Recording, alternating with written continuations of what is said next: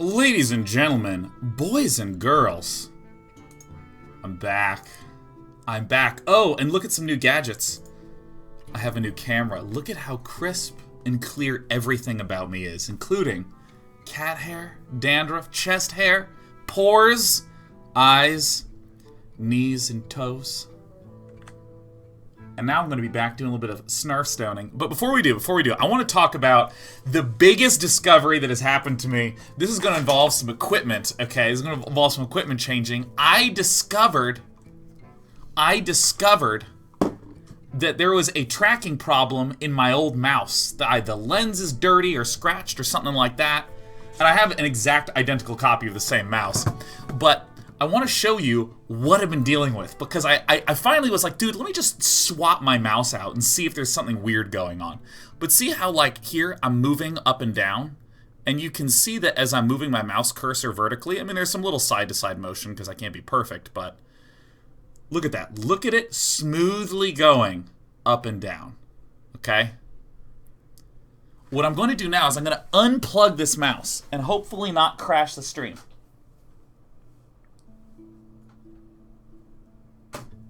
Ugh. Alright, so that's the working mouse that I've just unplugged. And let me plug in the not working mouse that I've been living with. That has been my hell, okay? And I want to show you this. I want you to see that as I move it up and down, do you see how it's just jittering left and right? Do you see this? Do you see this? This is me doing the exact same motions that I was doing before. And it's not appalling. It's not... Wait, is the stream dead? Oh, you guys are jerks. You guys are freaking me out. You guys are monsters. Can't believe you would say the stream's dead. Oh my gosh. Oh my god. Well, I am back. I am back live. It's important to do that. Look at the rope. But you see this new mouse? Or the old mouse? You see how it's... As I move it, it slowly pops left and right? You see this shit? Do you see, as a nerd, like if I try to move up and down, you can see it does little wobbles left and right. Even if I'm moving really slowly, you see the judders and the stutters and pops. So as it turned out, for the last probably 18 months, 2 years, I've been using a broken ass mouse, man. And you know all these fucking misclicks that are going on? Like, the fact of the matter is, it's you know, for large-scale movements, it's totally fine, right? There's not an issue. For large-scale movements, it doesn't matter if I click here on the Jade Idol or directly on this or whatever, so it doesn't really come up. And I used to just think that maybe I just had shittier mouse accuracy, because it feels like, you know, if I'm off a little bit, my hand's gonna try to correct it. But when I get the new mouse in, I shouldn't say the new mouse, the spare mouse.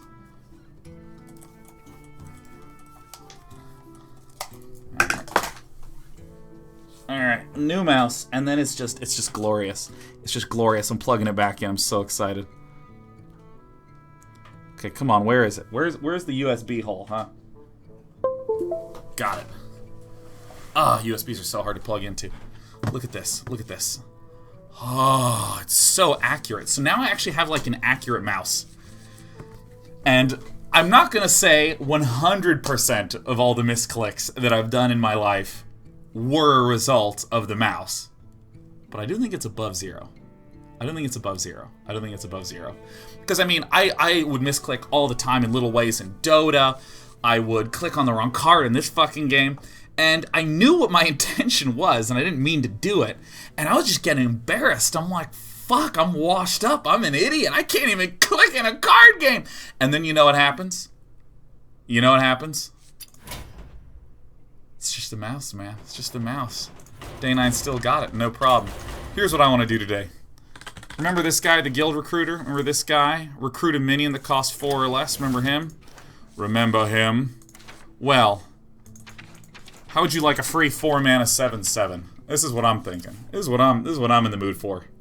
This is what I'm in the mood for.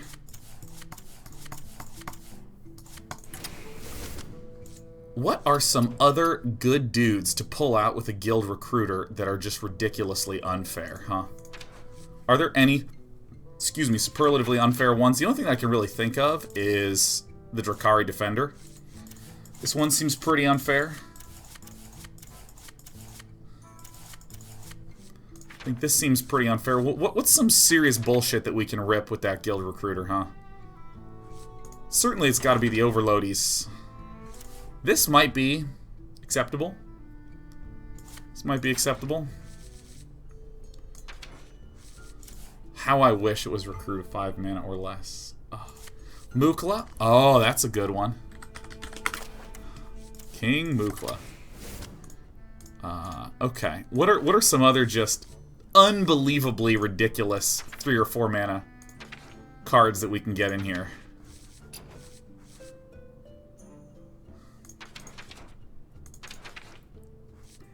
Some serious-ass downside guys. That do something good, but have a big downside that we can circumvent by recruiting. Where even is... Millhouse, Mana Storm? No, I mean, it's just a 4/4. I mean, I would rather run a Chillwind Yeti, you know? Is there any unbelievable... BS good... Oh, that's right. That's right, the Injured Blade Master. Injured Blade Master could be very good to rip out with this guild recruiter. I don't actually have that much. Let me just put these in. I don't even know if I want to keep all those dudes in there. But I just want to look. I just want to look. I just want to look.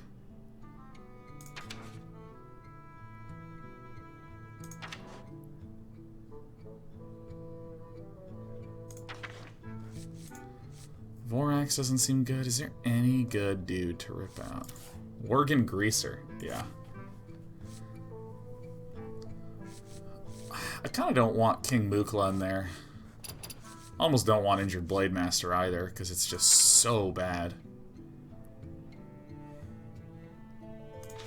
And that's it. That's really it. You know, I'm gonna go with my... I'm gonna do my original theory, which was this shit. Alright, this is a deck that's going to try to get some huge nerds out. That's what I'm thinking. This is going to be a huge nerd deck. We just guild recruit our way into some hugeness, huh? This card I find to be unbelievably fun. And if I'm having any amount of overload at all, it's going to be pretty sack. What else is good for the purpose of... How do we really beat the shit out of some people? You know what's funny is that there really has not been a lot of just summon huge nerds cards. What other recruits are there? What other recruits are there? Is this it? Is this just all the recruits that I get? Oh shit. Recruit an 8-cost minion.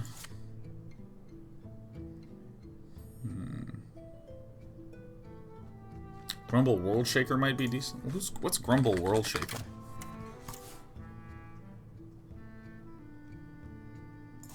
Yeah, fuck it, man. Let's get that. Let's get that puppy in there, man. Let's get that one huge.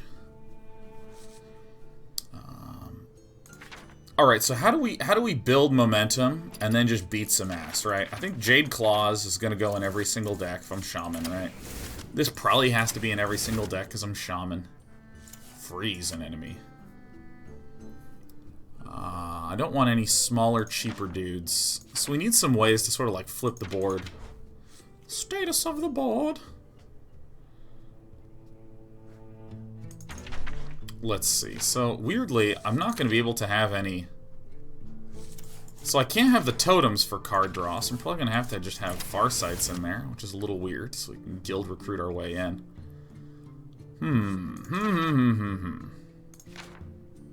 This is interesting. I think Devolves are gonna be good. We definitely need some huge spikes of power. What if I focused heavily on the overloading aspect and kind of recruited some guys out to build a little bit of board momentum, return other minions to your hand. I don't actually know how good this fucking thing is. But you know what? Let's just begin the new year with the memes, huh?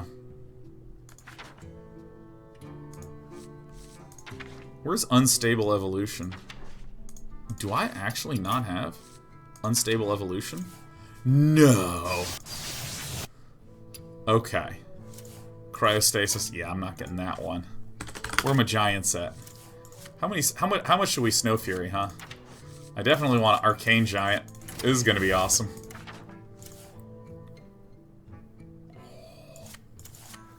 New year, new memes.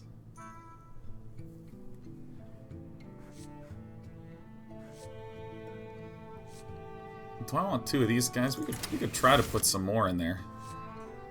The weird thing is that if I'm focusing too hard on triggering this fucker, this might actually just be a terrible idea.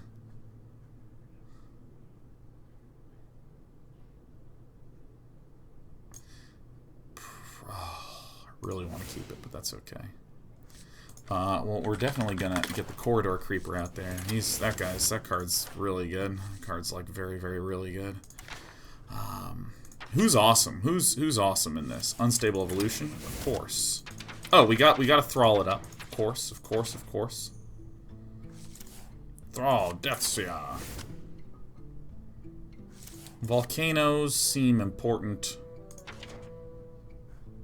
I really like volcanoes with any deck that has any slowness to it.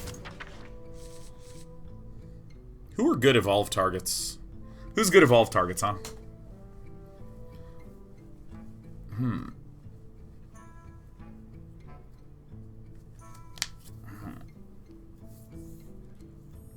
Mana Addict and Wind Fury for the Unstable Evolution OTK, it's very meme. That is pretty meme, but right now I'm trying to just guild recruit out a 4-mana 7/7.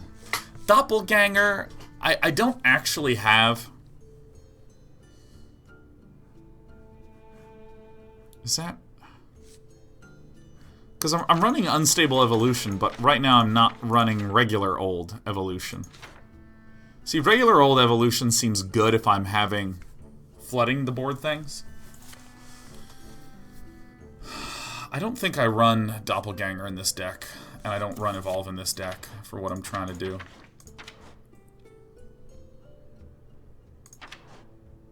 I really like. Oh, yeah, that could be good. Maybe we need to get that fucker in there.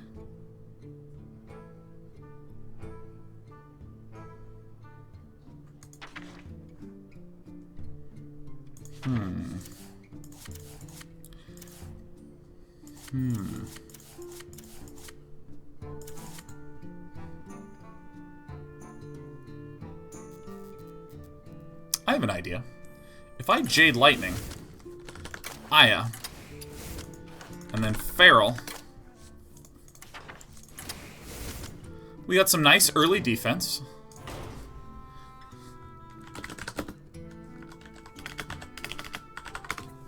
Alright. It doesn't look... I mean, I'm not impressed with myself when I look at this. Oh, I'm somehow in practice mode.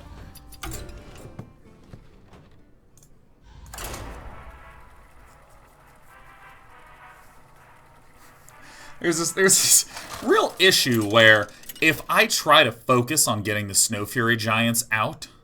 I mean, maybe this is actually fine, but like... Let the hunt begin. Oh, we're keeping them. That's pretty sick. Alright, there we go. Here we go.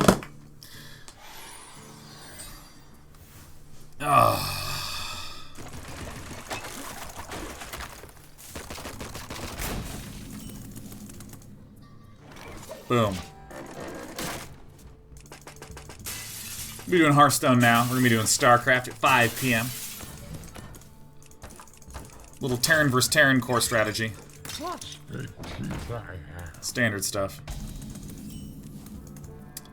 I think I just want to get the board control now.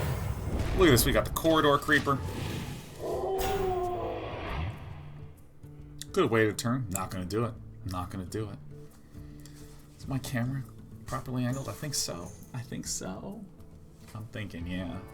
790-41. Hello, good to see you. Oh my gosh, Seba's leaving for 9 months in deployment. Ooh. Red Sweet Couch says, how's the gym been so far? How's the new year affected how you approach fitness? A better to eat you with. Fuck? Are we kidding me with this shit? A better to eat. Is this real right now? Well, I mean, I have to do this. I must. But then I'll be able to Jade Lightning, and then I'll be able to play a 4-mana 7/7. Such big teeth. Red Sweet Couch. Well, I started going back to the gym. I'm on week 3 of my gymming. And I've been getting up at like 6:37 and going to the gym. Feels awesome. My New Year's resolution is just to get up at 8 every day, man. And traditionally, though, I don't really believe in New Year's. Oh, that's fine. I actually think that that's fine. But I think I'm just going to play normally. I'm just going to do this. This looks slightly weird, but this is fine, because I'm intending on Volcano corridoring next turn.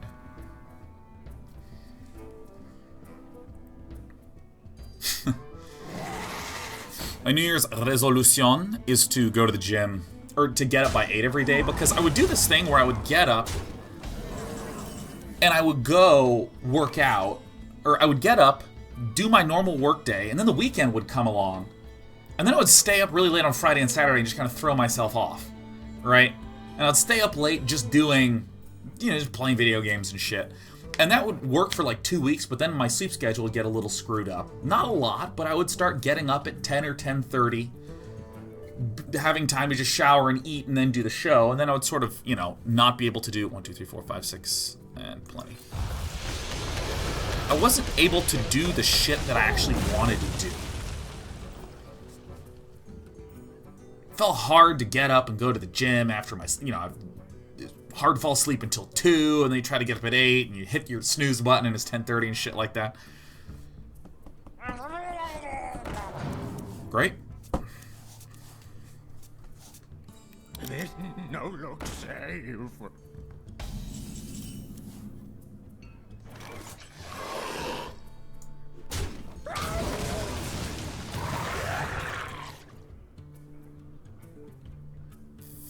Fuck. Do I want to go to 10? That's fucking really good. I don't know if there's a 9-mana card that's better. Yeah, I'm gonna hold on to that shit. So I want to just get up early and do shit. I just want to get up early and fuck play Dota, man. Just get up and do some solo queue in the morning. Put this apple on your head.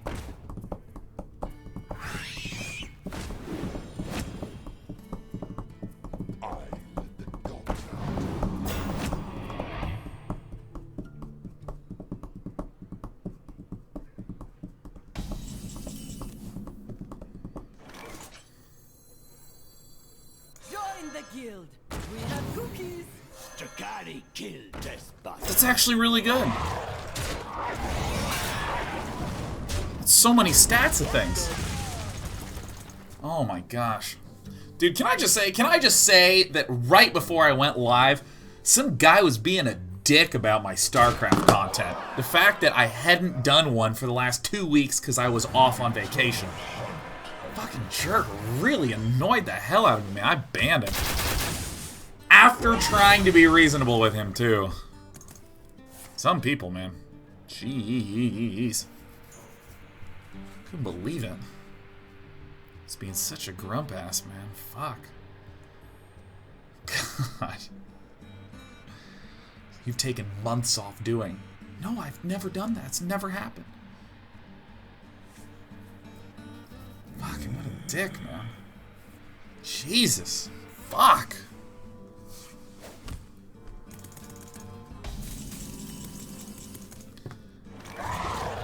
Alright, let me...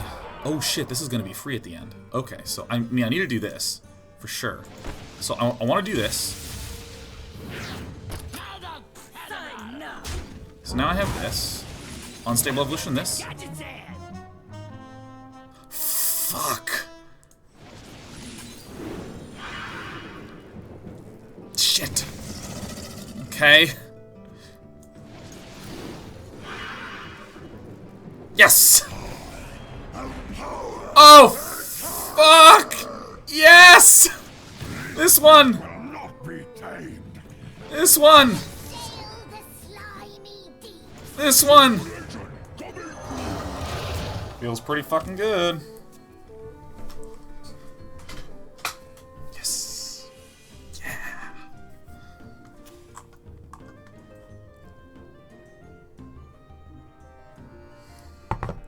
Excellent.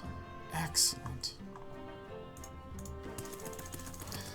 Excellent, excellent, excellent. Oh. What do you know? It's a Patches deck.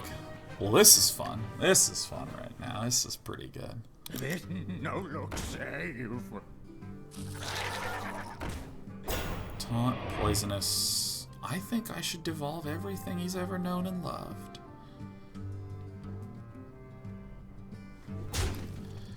Alright, so let me do one of these first. Ooh, that's really nice.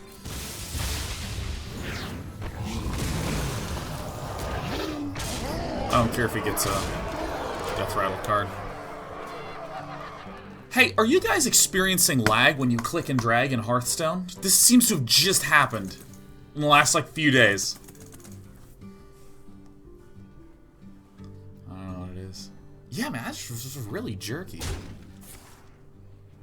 And he was deliberately being a dick about it. It's like, we're gonna grow old before you get anywhere with this series. It's like, what? What?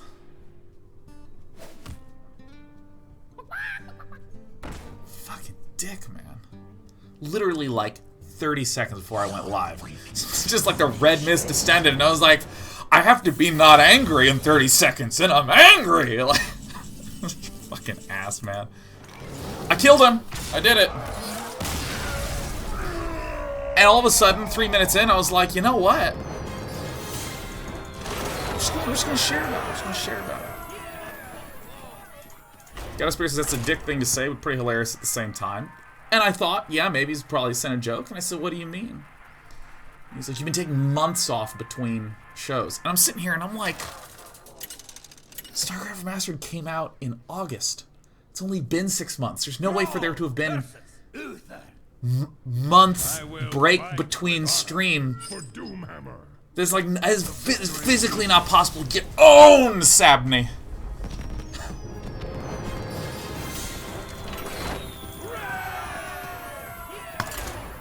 And I mean, in his defense, I was out of town for a month with TwitchCon and BlizzCon. You know, what am I gonna do? It's like, hey guys, if I turn down working at BlizzCon and TwitchCon this year. Hey. Well, I definitely don't want the 4-mana 7/7. Definitely don't want the Unstable Evolution. I think I keep Farsight because it's broken. The Linkor. Happy 2-year anniversary. This has been 2 years since Sean played The Witness, it seems. God, that game, has it really been that long? That game is fucking perfect.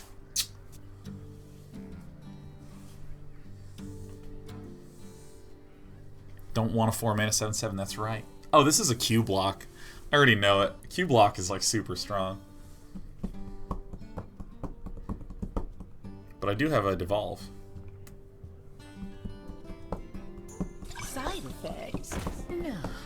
And you know, as delicious as it is to not be working, like 3 days ago, I hit this point where I was just like, I need to do shit, I need to do shit, I need to do shit, I need to do shit. I started like vibrating, like come on, come on, come on, come on, come on, shit needs to happen. I'm like so hyped to just be back playing video games. And I made a big decision lately. Can I talk to you about my decision? This is a big one. This is a big ass decision. Boo. 1 mana 7/7. Shit. Big decision. Are you ready? Are you ready? Big decision. Big choice. So. Oh. Very well.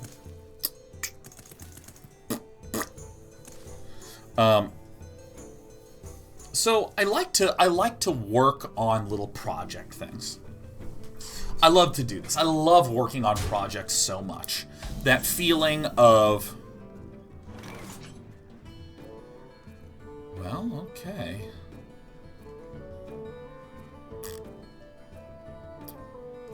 This is just better. Like if you want to build a brick wall and you just wake up every day and lay 1 or 2 bricks, invariably after months, you're gonna have like a brick wall. It's just gonna happen. Only a fool rejects the Lich King. Oh, is he? Am I getting defiled here? And it's really satisfying and rewarding. And this is something that can be a little difficult when you're just doing streaming. Something weird happened here. I don't know what it is, but I don't like it. Nice. Something really nice about streaming, but in a lot of ways, I'm not really laying bricks, emotionally speaking, at least. You know, like, I'll play a game, like I'm playing there, Billions this Friday. And 2 weeks from then, I'm playing another game that Friday, right? They're rewarding, satisfying activities in a way that is different from that idea of building and working on a project. And so, you know, I've been doing a whole lot of... I shouldn't say a whole lot. I did a good chunk of project work last year, but I kept trying to do big, long fucking projects. These are the things that really interest me, right? Because I would do 1 to 2 month projects in college, 2 to 6 month projects in grad school, and then you get into the working world. You know, I've worked on multi-year projects, and it feels... Want to hold on to this? Probably don't want that. So I was like, I'm gonna do a multi-year big project, they're awesome. And then I was just like, man, fuck this. I was like, fuck this. You know what I need to do? Oh, that's a saw. I thought there was some weird creature. I thought it was a screamer outside. I was like, dude, I need to just do a stupid fun project that takes like 1 month. I don't know why this like didn't click. I actually had a conversation with my mom about this. Where I was like, I'm feeling really lethargic. I don't know, things seem hard, and it just, you know, and all this shit. She was like, why don't you just do some stupid fun projects? And I was just like,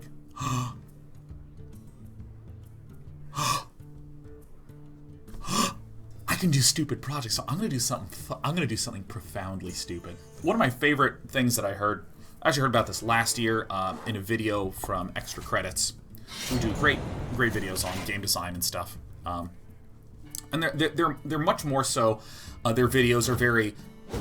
Here is an interesting topic to consider if you are an enthusiast, and so on and so forth. Great, awesome, cool. And I remember thinking, like, okay, well, I personally have had enough experience in game development over the last many years that if I wanted to start a project, I would just think of how I would start a project, and I would start it. I already know how to code, I know Unity quite well. Great. Oh, God, you couldn't have come any later, huh? But I was like... what are pieces of advice that are out there about how to start getting into game development? And there was just this amazing video that Extra Credits did where they talked about the idea of a 1 month project. As in, try to think of something that you believe that you can get done in just 1 month. I think I'm evolving this fucker a lot of times, yeah. Yes, I am. They happen, you know? It sucks. No. Something good for 5. Yay! Woohoo! And the idea of a 1-month project has all these purposes. First of all, you're biting off a task that's small enough that you can chew it, right? Small enough to chew it? I don't know, mess with that phrase, it doesn't matter. It's small enough that you can approach it and actually get something tractably done in a short amount of time. Because it's only going to last 1 month. Join the guild. We have cookies. That's good. Because it only lasts 1 month, it's not a huge commitment. You also get practice on estimating your own ability to get stuff done. And maybe most importantly of all, since it's only like 1 month, you might just... Or you might just struggle for a little bit and finish it, but then feel really good because you got some shit done. It's just the dopamine, right? Like, I want to do a thing, I got a thing done. I want to do a thing, I got a thing done. I want to do a thing, I got a thing done. Like, this is an important psychological loop for people to be in order to have fun and satisfying careers and work and so on. And I love this idea. I think it's like so fantastic. And then I'll silence him, and then I'll stab the 3-1. Yeah. Jerk. Oh, he fucked up. I told ya so. Sign now.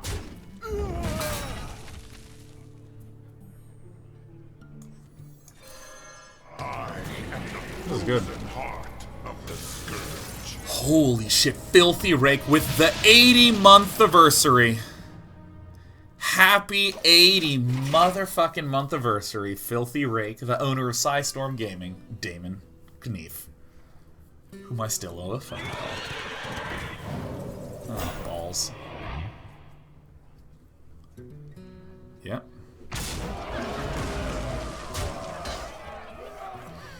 Hit, yeah. 4 mana, 7/7. My strength. Hit.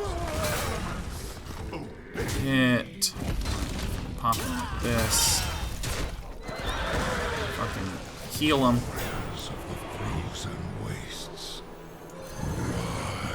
I think I may have just... No, that guy... No, I'm fine. If this was not a taunt, I think I may have just killed myself on accident, so...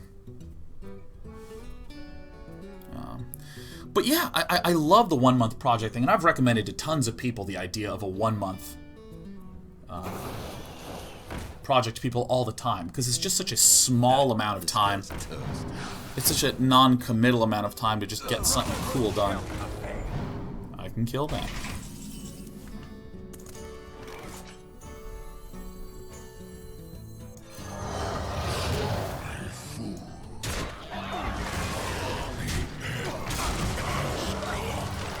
And I just got to thinking, like, shit, man, you know what? I am just gonna go do something stupid.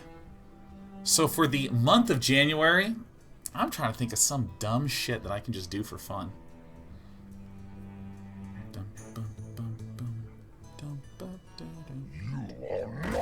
Sure, Cobalt Scalebane, no problem. Boom, there it is. Look at all these bonus stars going. Oh, yeah. Oh. Scooper Nevin says, how your day going, dude? Pretty good, man. I got up at 7. I went to the gym and worked out and got back at 8:15. Showered and got ready to then do the preparation for today's Let's Learn StarCraft, which went incredibly smoothly. Went so great. Doomhammer.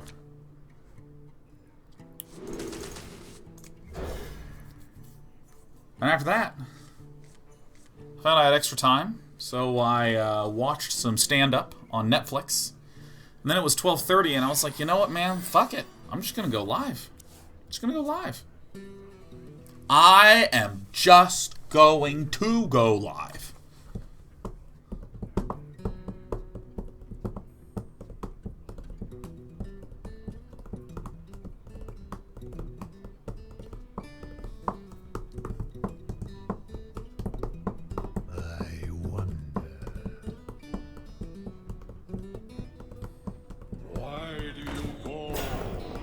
Jasmine Whiskey is carrying some Input on a situation I'm in regarding a breakup. Man, fuck yeah. Lay it down on me. Why would he be running that card? Probably gonna do this turn 2, do this turn 3, do this turn 4, or this turn 4, or this turn 4. Am I gonna add Rune Spear to this deck? I don't think it's very good. Dan and Love Guru says, what do you opinion on the situation? Dated a guy, ended up not working out because I got much more serious feelings than he had. I'm getting over him. When I saw him on Facebook today, all the feelings came back and I'm back to 0. Would you remove such a person from your social media? I really don't want to, because I still want to know what he's doing. Oh, dude, remove the fuck out of this man. Remove the fuck out of this man. Okay, let me take a big step back. Okay? Let me take a big step back. Watch this shit. It's day 9, advicey time, okay? And as always, it's going to be high quality and said about 300% longer than it needs to, because I'm going to keep getting distracted by this fucking game of Hearthstone. Okay, are you ready for that? Because I'm going to deliver it to you. When you are feeling bad about something, and in particular bad about someone, you must be very careful to distinguish between the other person and what you're feeling in here, and then focus on that. Here's a really good example. Suppose you're pissed off because your boss... I had a friend who worked at a magazine and was telling me about this. Did a ton of writing for this one article, and then the boss decided that he wanted to go in a totally different direction, so he had to throw that away and worked on something else. His boss was so indecisive, changing his mind all the time as to what his wishes and wants were. My friend didn't even know what the hell to write about. Damn, I run good. Look at that shit. Okay? And when my friend was complaining about it, he was very much so focused on the boss. The boss is disorganized, the boss said this, the boss blah, blah, blah, blah, blah. But there's an important question inside, which is, what is it about that actually feels bad?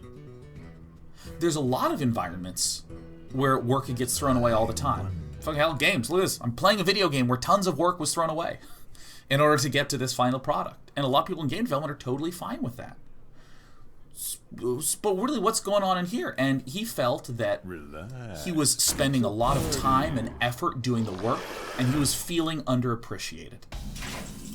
He was feeling like he put in all this effort in order to do something good, and he just wasn't getting the appreciation that he wanted. 4 mana, 7/7! And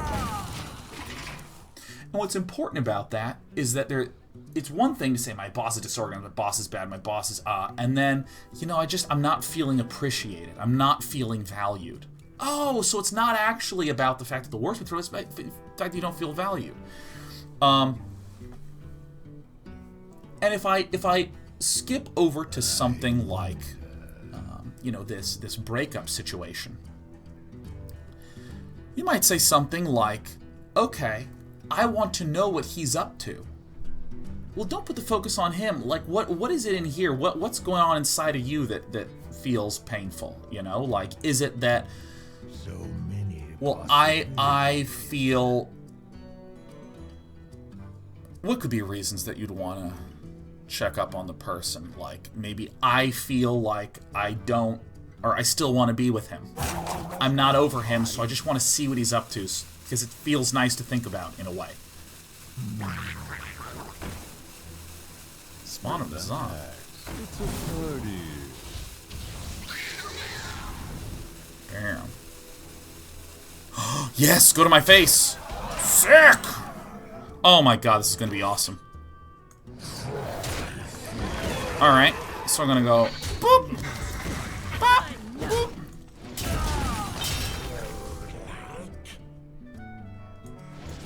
Flames consume you. It's pretty good. Let me heal this guy. Let me change your mind. Nope, we're gonna go to 7 from heaven. I protect. That's good. That's what I'm talking about.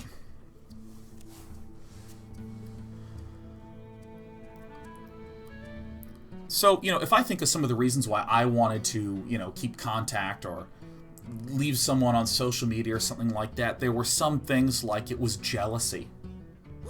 I felt really insecure about the idea of her dating someone else.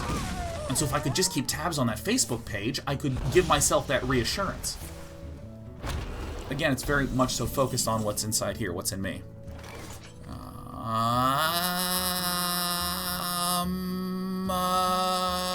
Yeah. Blam! Blow! Bling! Blaga! Oh shit, why didn't I just attack like that? Oh, it really is day 9 playing Hearthstone. And so, I think that one of the most important and healthy things to do is to remove someone from social media. You can just remove someone from social media, and you can just think, I'm not doing this in a malicious way, I'm not doing this to spite. And if someone asked me, why did you remove me from social media after a breakup, I could say, listen, I want you to know this has nothing to do with you. I don't want you to think that I'm angry or frustrated with you.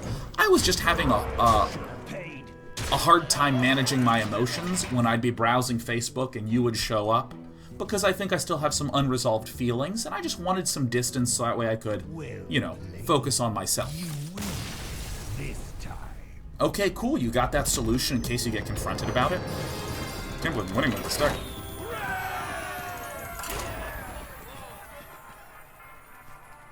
And now, you have the opportunity to just be with your feelings. Few things will force you to confront what's in here and to focus on what's in here than by removing someone from social media who you're having irritation with. Like, I mean, hell, there's people in high school I'm still pissed off at, right? But it's because of stuff that's going on in here, you know what I mean?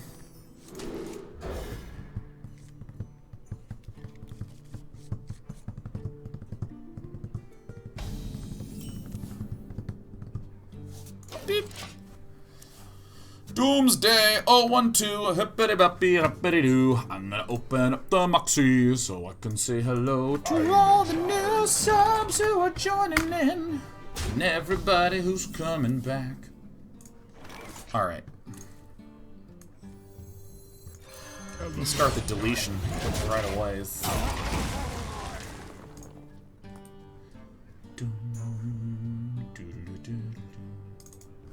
And this is where I do the set item limit.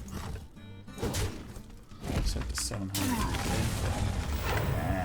There it is. There it is.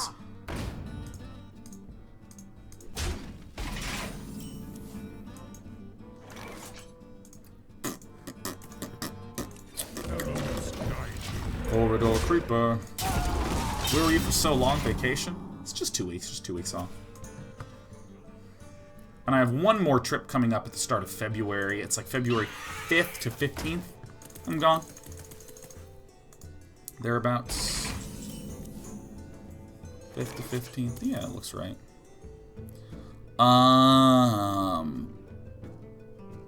Balls. Shit. Oof. Oof, that sucks a lot. I'm just doing this then.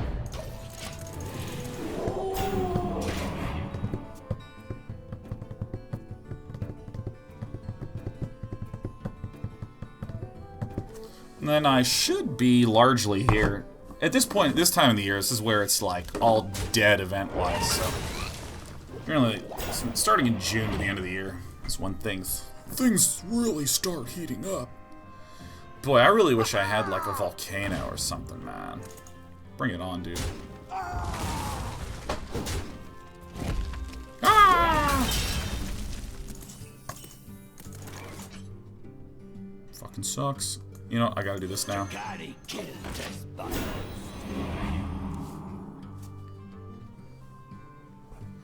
I stream there billions? Yep, Friday. Friday. I think if I can get some good volcanoes, some good devolves, something like that, I'll be in good shape.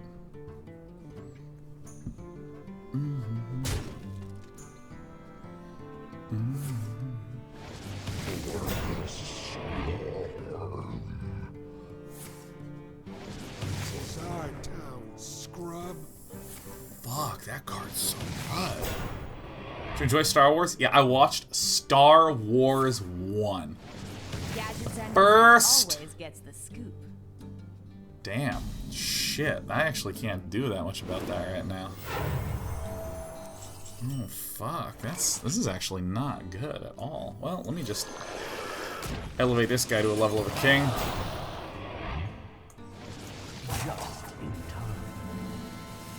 I do know how to make things more entertaining. Swiftly.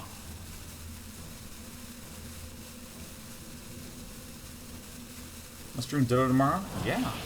I'm even on JP's dropped frame show. The little Star War. Started with episode 4 of the Star War. I can kill it now.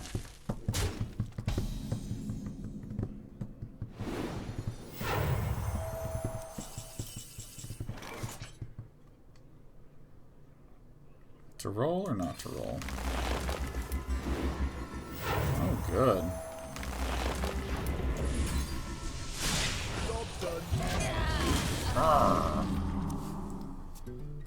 Yeah, man. I saw the Star Wars movies when I was like 6. I didn't remember them at all. At all! I don't remember them. And so, I watched the first Star Wars.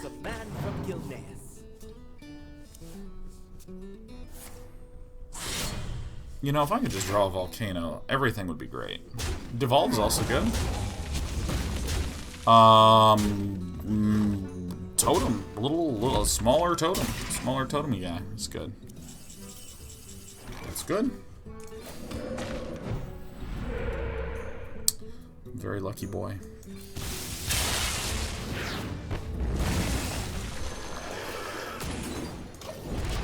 Oof. Boodaloo. Dude, I think Star Wars is an amazingly solid ass movie, man. Like I am real impressed with just the quality of that movie. Oh, that's good.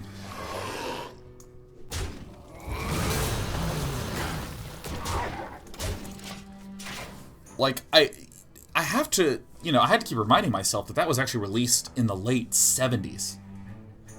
And there's all these, like, you know, filmic techniques that are super refined nowadays. I feel like most embodied in the Marvel Cinematic Universe, Marvel Cinematic Universe movies that just have a really clean, like, super modern movie technique, storytelling structure to them.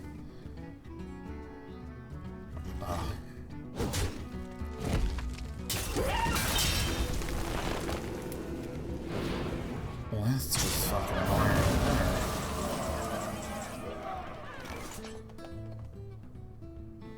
there. Pretty good with the luck here. That's what I'm feeling. So I can probably kill all the things, yeah.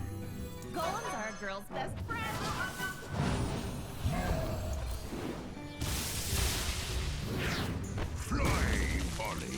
I think I actually want to kill everything due to the fact that he has a lot of buffy dudes and shit. So. And, you know, like, when you go back and you watch the Star Wars movie, man, it's just well done. It's just well-ass done, man. This guy's toast. I feel very positive about the situation I find myself in.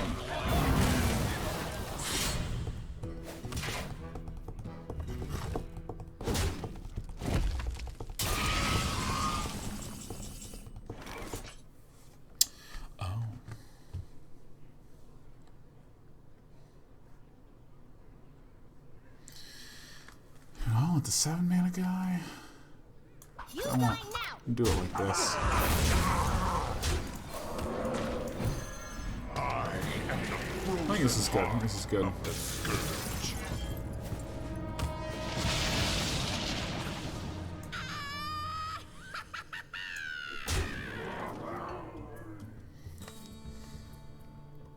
Probably this. Oh, dirty!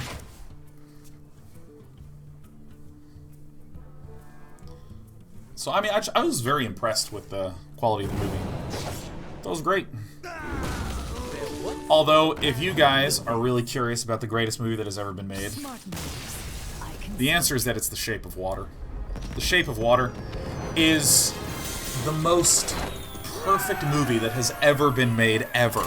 I loved The Shape of Water.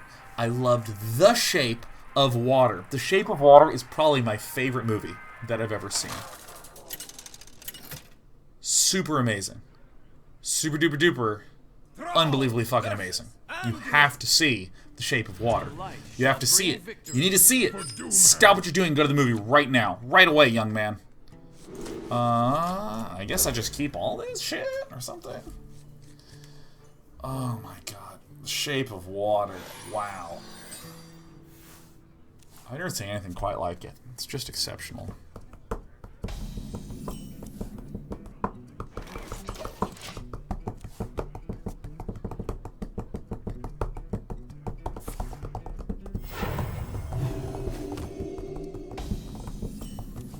Is it on Netflix? No, baby. It's in theaters. It's a theater flick.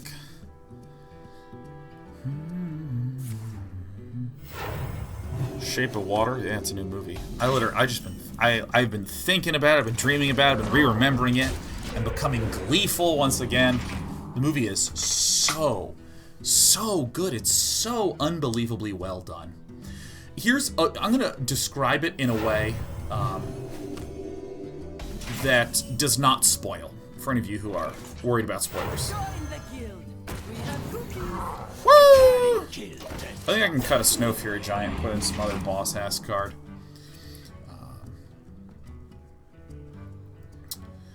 So I wanna talk a little bit about 4-mana 7/7s. Elements guide me. Shit. So, there's many movies out there that have really exciting, cool, dope-ass content.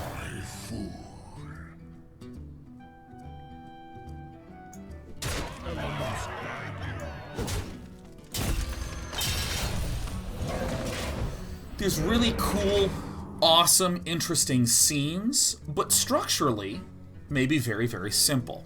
Take, for instance, the Mission Impossible movies, like Rogue Nation or Ghost Protocol. If I were to just write down the plot of one of these movies, it's pretty simple in a lot of ways.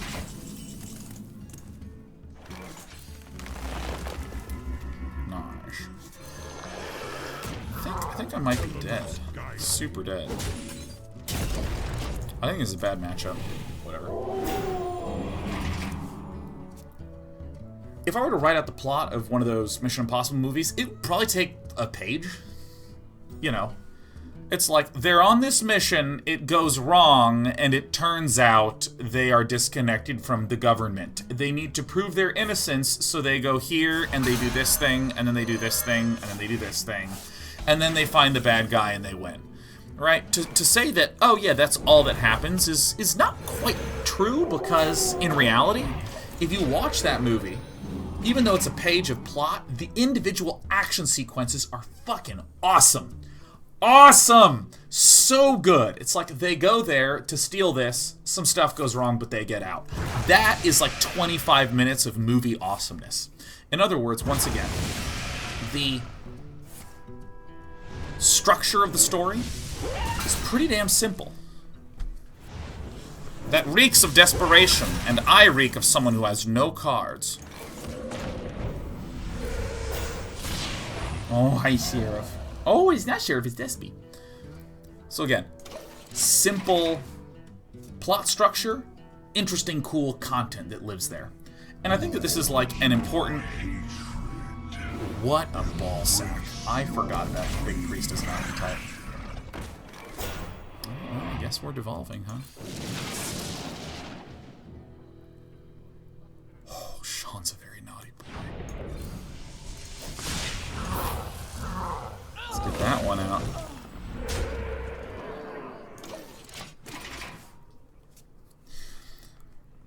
And I think there's like a very important functional reason why movies sometimes have really simple structures to them. It's just fucking hard to try to reinvent the wheel, you know? Like, you watch some romance stuff.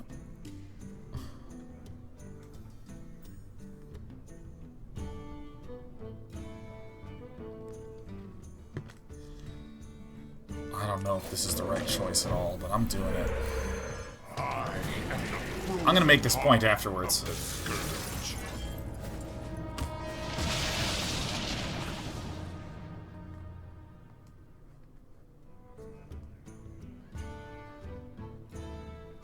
Fuck.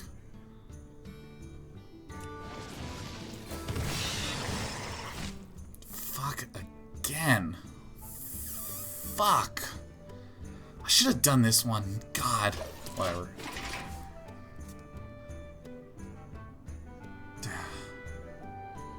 Should have volcanoed. I should have volcanoed. I shouldn't have thralled. I don't know what I was doing. It doesn't matter. Oof.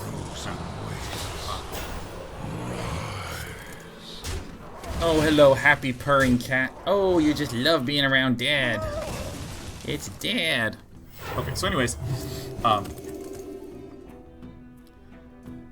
it's hard to think of crazy, unique structures. And so, you know, a lot of times you'll just have the director, 4, 6, 7, you know.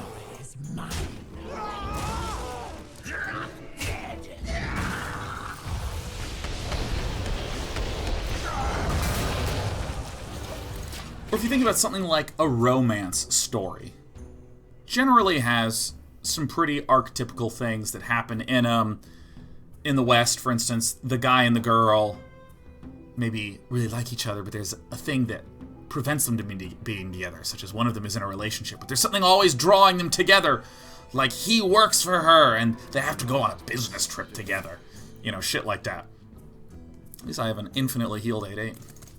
And what I found really marvelous about The Shape of Water is that it had, like, several plots going on at once. Fuck. Guild Recruiter would be the absolute nut draw right here. I can't do it.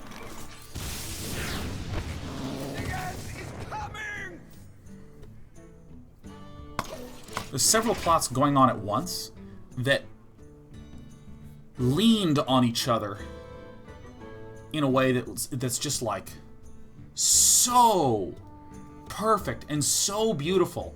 No one plot dominated the other.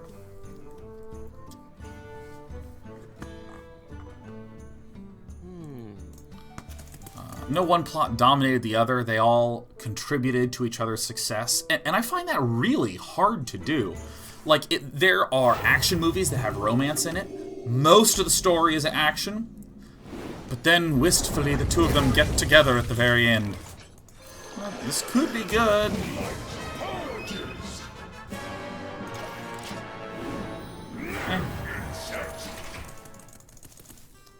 The action movie where at the end, the pretty guy and the pretty girl kiss because they've been through so much. Oh, how lovely. Tonight, a tale of Sup? glorious redemption. Don't be the big... What an ass.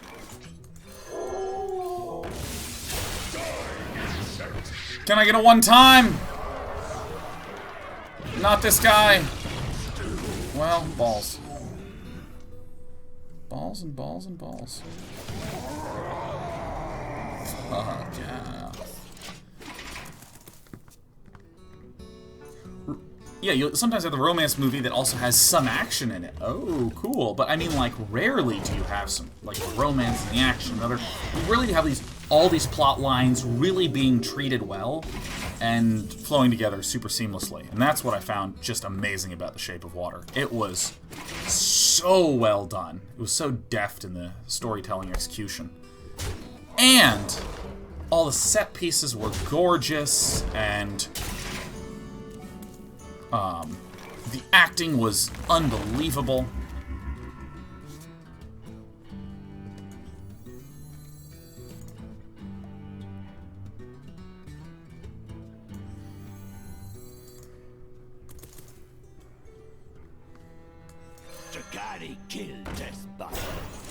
Trying to get a big turn here.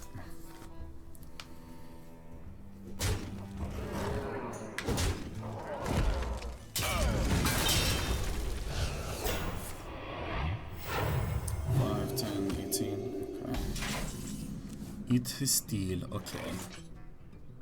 Join the guild. We have cookies.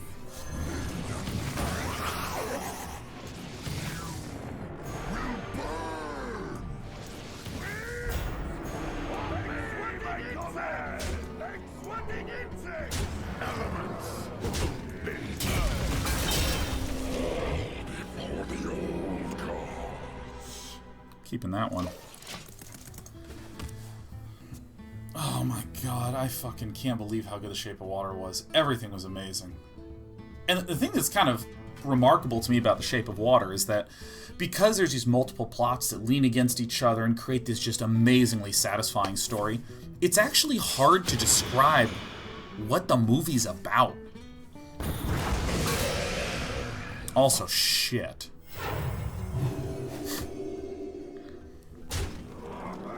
Should be a little low on creatures in his deck, yeah.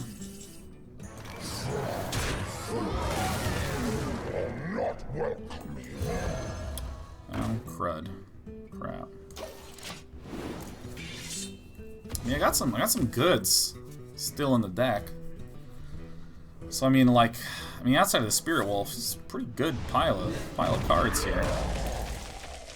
You take a little pain, but I don't think he has that many creatures in there. I haven't really been keeping track. He's gonna have the resurrect a million dudes thing, yeah. 8. I mean, the fact that has 8 health is actually really obnoxious. Let's see here. What do I hate the least? Doesn't even matter.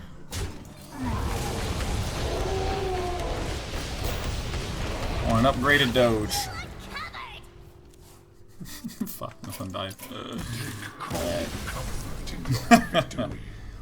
Damn it! Crap! Dum dum dum. I want to see something. Are there any sick death rattlers that live that are 4 manas?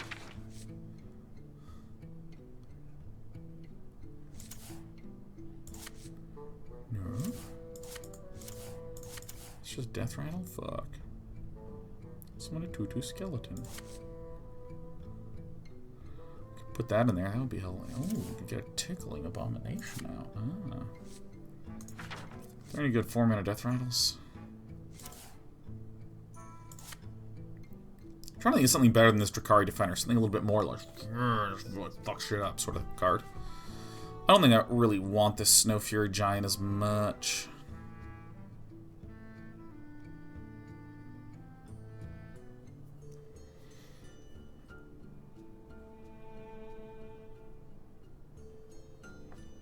You know, I want to get rid of these, and I actually want to run... I think these could be fun. The Lotus Illusionist, but I actually don't have that many. Oh. Wow. Hold on, I gotta open some packs. Get me out of here.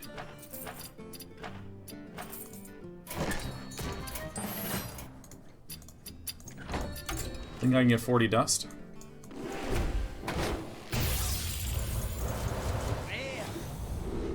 Cool, 40 dust. Nice. I don't even have enough. What do you think I should do with this?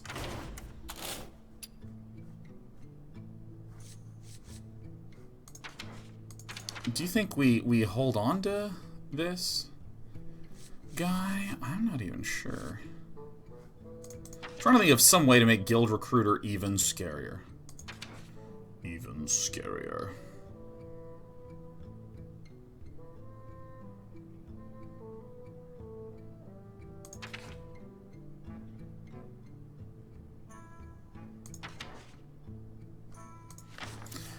Genu Water Speaker, maybe? Yeah, I mean, that's a possibility. Yeah, I'm going on Drop Frames tomorrow, baby.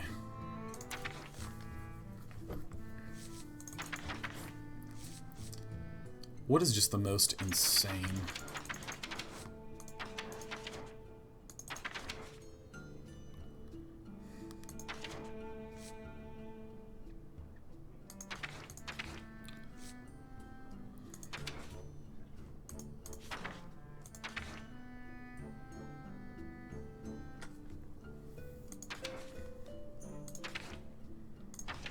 feel like I should be looking at the 4-mana slots. That's what I feel. A good old chillin' Yeti.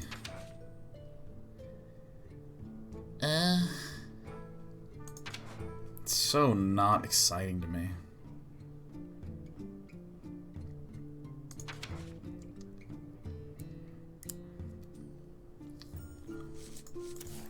Genzo the Shark.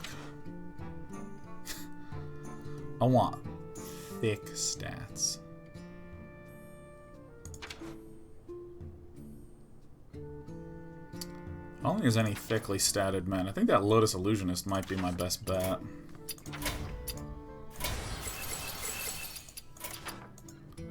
Alright, let me turn that off. Let me look up golden. Do I have any golden? Owned cards? Owned golden?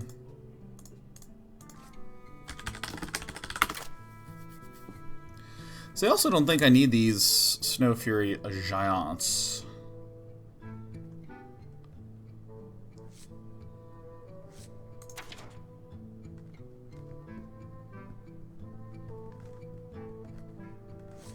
But I do like Snow Fury Giants. You know, maybe this is maybe I just should not change anything, dude.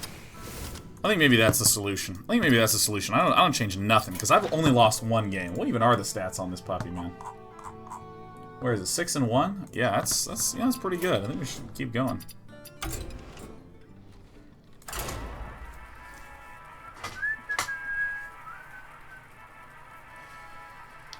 Oh yes. And I got my little gray cat who's here next to me. Everything's right in the world. Versus Rexa. Jazz Whiskey says, what types of movies do you not tend to see? A lot of movies. I've actually only been Hunter. I guess we hold on to all our defensive pieces. Woo. I think, you know, I've only started going to movies more often recently, like in the last month and a half or so. But I guess I'd say a lot of big Marvel movies and comic book movies I actually don't watch. Oh, God. Oh, God.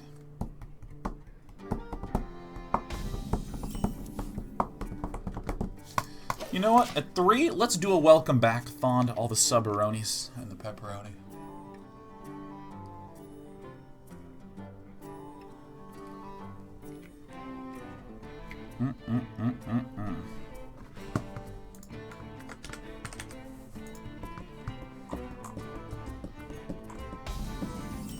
Okay, let's see here. Good.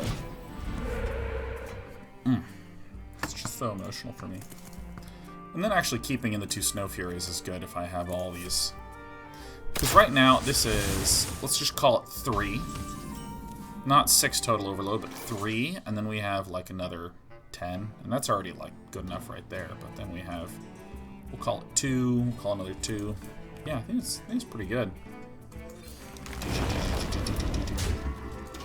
Well, that's gonna be excellent. It's gonna be frickin' excellent. I wonder what the Quimera is up to.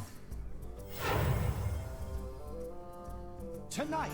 I'm the Chef says, let's not forget Kepler321 and T-Sully that dropped their 81-month subs on your accidental stream. Yeah, I just like abruptly, inadvertently went live.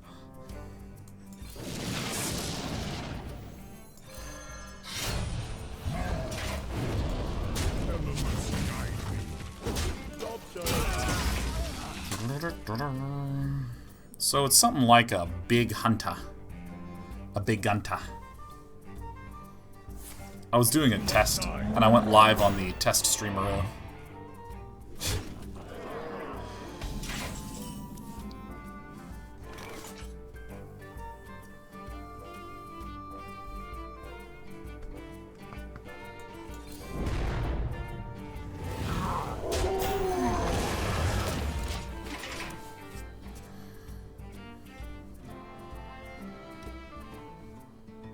Maybe I'm being too greedy with my Maelstrom Poetical. Bartholomew CTRS is very sorry to inform you that you have been demoted to the second coolest person in BlizzCon. I'm the longest relationship with the girl I met there. We spent years together, and we're planning our next visit. That is fucking adorable.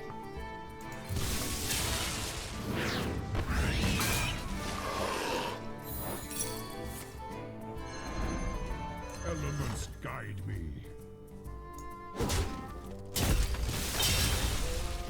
It's gonna keep getting cheaper. Oh, the Weasel Tunneler! Primus 202 says anyone literally walked out of a movie. I have once, but it was only because it was the third movie I'd seen at the time. Okay, yeah, so I have left movie theaters. I'd actually rather do this and just dig for some juicy, like a guild recruiter. Oh! When I was a kid, I used to run out of movies because I'd get scared. I ran out of Independence Day when he gets thrown against the glass and he's like, "Release me." I was like, ah! Like, freaked me right the shit out, man. God, that freaked me out. Just like, get me out of here! Run!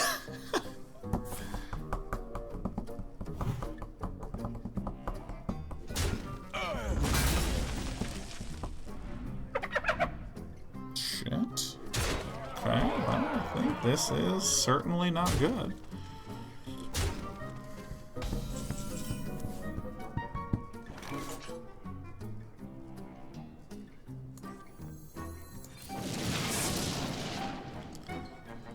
Oh, that is so stupidly lucky.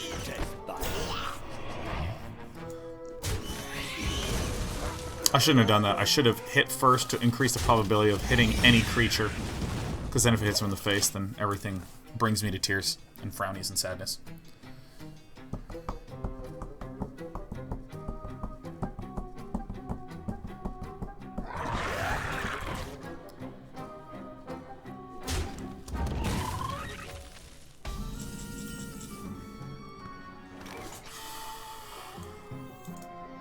Join the guild. We have cookies.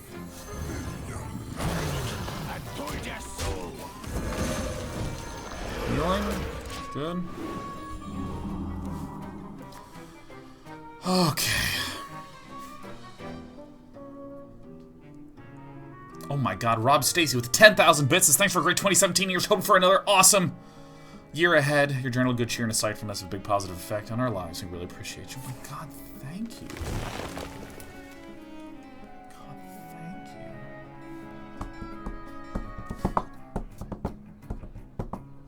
Welcome back to you too, Rob Stacy. Man, making 2018 all warm and fuzzy right out the gate. So do I just die? Is this death? Excuse me, am I dead?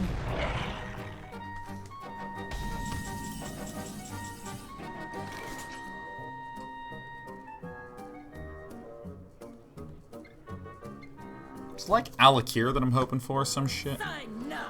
So I think I do this, and then I just start evolving. Belongs to the Titans. Because this is 15, and this is... So 15... I'm just gonna fucking... Look, we're just gonna get a charge. That's what's gonna happen. We're just gonna get a charge. So I don't think there's any 9-mana chargers. Is there any... There's some 7. You pay, I protect. This will be grisly. Okay. Fuck.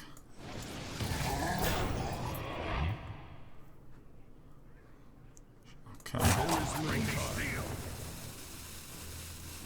Do you hear its call? Greatest virtue is faith. Fuck! Shit! No! Alright. Maybe I could have gone for King Crush, but...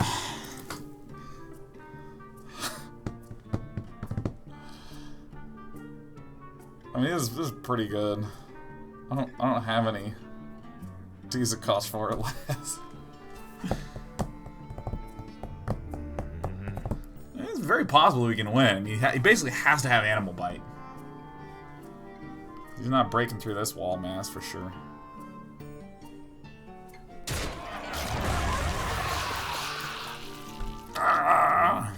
That's good. Fuck.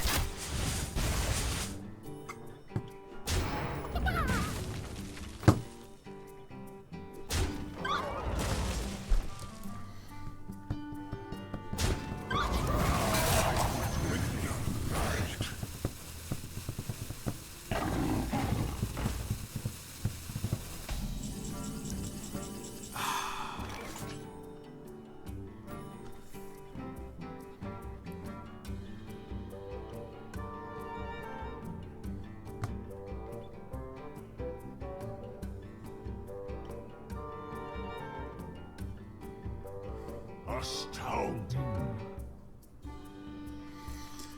Wicked. You take wrong, cat. Yes.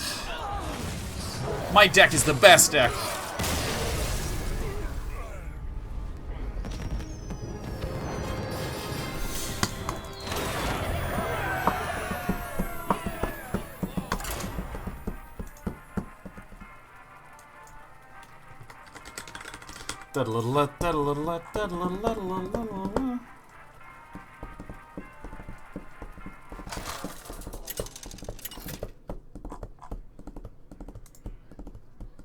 Thrall versus Khadgar. Knowledge is power. For Doomhammer. Alright, here we go. I think I just hang on to this shit.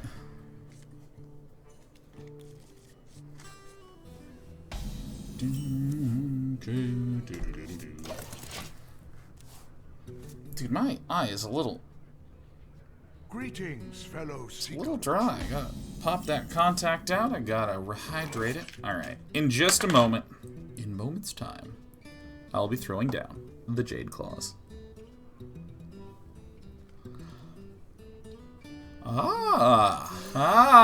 Good, very good. T-Prawn 85 since it's the new year. Anything you're particularly excited about in 2018? Not really. Not really. Oh, look, creeper bait.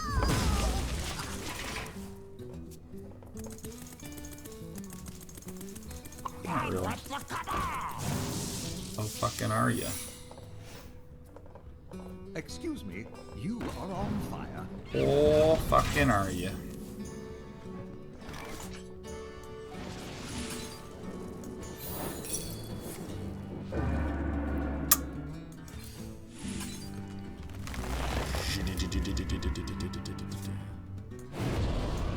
Elements guide. Waha! Yeah! Whoa!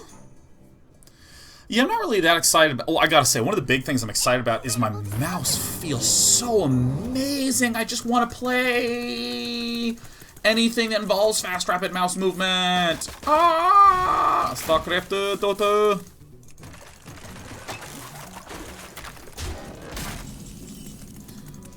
This is gonna sound maybe a little weird, but I'm very, very unbelievably excited.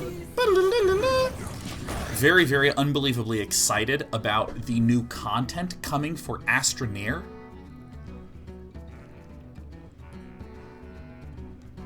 Love Astroneer. I love Astroneer. I love Astroneer. I love Astroneer. Astroneer is almost like a... The fuck? It's almost like a thought experiment. Like, what if this was the way that the interface functioned with the world? Okay, so first things first, I am the greatest player that ever lived. Is that right? Takari killed trespassers.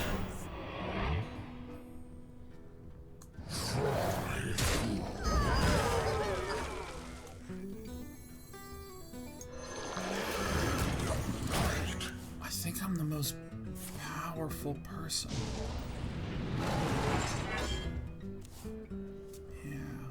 Yeah, I am. Very powerful. Ooh. What are we talking about? Yeah, Astroneer felt like this thought experiment about, like, hey, what if there was a collecting game that had an interface that worked kind of like this? And they built that. And it was great, but it was 8 hours of content. Great. That's it, right? Just 8 hours. And because they were in early access, just sort of exploring and experimenting as a game, I think they were really surprised when they broke 500,000 sales. How many sales does it have now? Shall be mine. I've read brief little bits. Oh, sorry, 900,000. I've read brief bits of their development, so apologies to the staff there if I'm misquoting.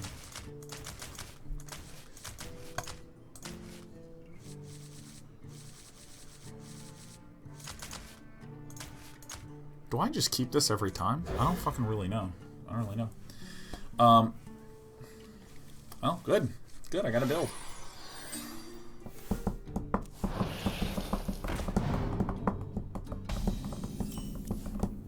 Okay, I'm actually just gonna coin this out right away. Okay, so they were like, holy shit, a lot of people are buying this game. We gotta hire more people to actually work on this. And they sort of slowed down the development of content and systems just to get people hired and build infrastructure and do all that good. No! That good shit. Well, this next turn is gonna suck a lot. Hey, at least I can do nothing. I think maybe I shouldn't have coined it out. Just wait a turn. And then I can coin this out on turn 4. Yeah, I think I fucked up. That's fine.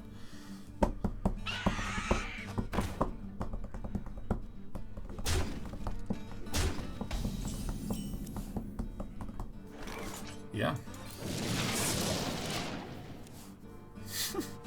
Hi, snow flippers. Hello. And so I know that they built out a team for Astroneer and that they're getting back to working on a lot of the content for it. And so I'm just like so excited to see what comes up. Like so freaking excited, man. Volcano would be amazing. I'd love a volcano. I'd love it. I would really love a volcano right now.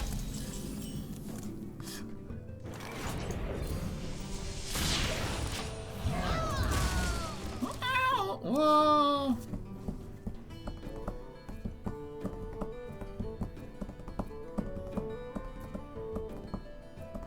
Who dares summon me?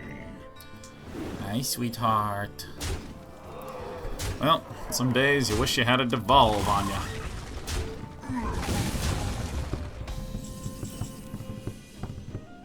It's just this, right? You can probably kill me. That's fine. I misplayed at the start. So I really want Astroneer to get more developed. Is that a kill? It's 4. And then if you have... This is a minion, then I die. No, no. No, no, no, no.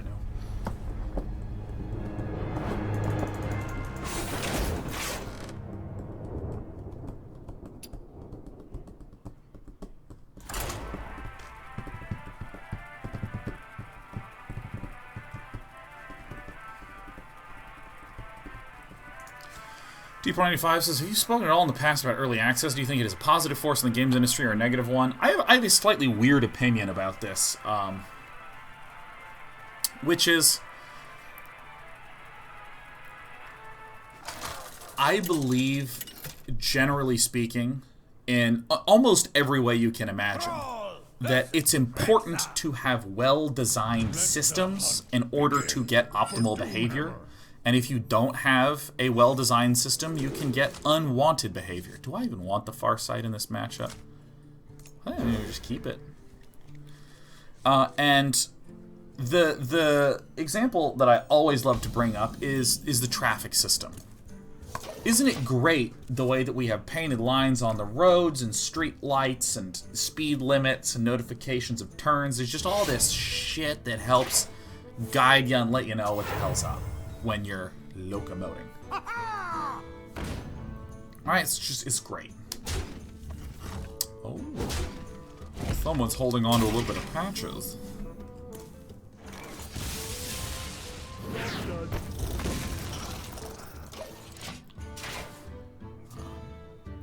And you can imagine a world where you say, hey, what if we removed all these rules? We deregulated traffic.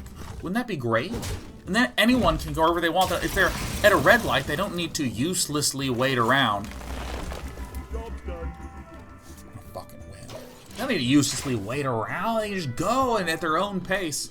And there are places where there's just really not traffic lights and people don't really abide by a lot of traffic rules, and it's... In some cases, you can get from A to B faster, but it also increases the rate of mortality. It can also set up traffic snarls where you all get wound up and no one can move anywhere. So I feel like that's a really great example of a well-done system that benefits everybody, right? I feel very positively about that.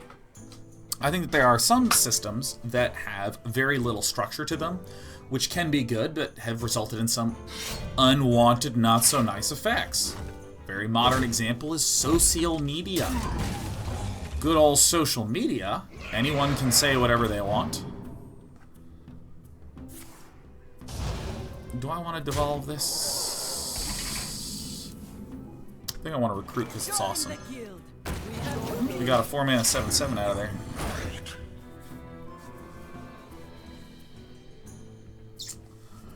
So, I mean, I think that,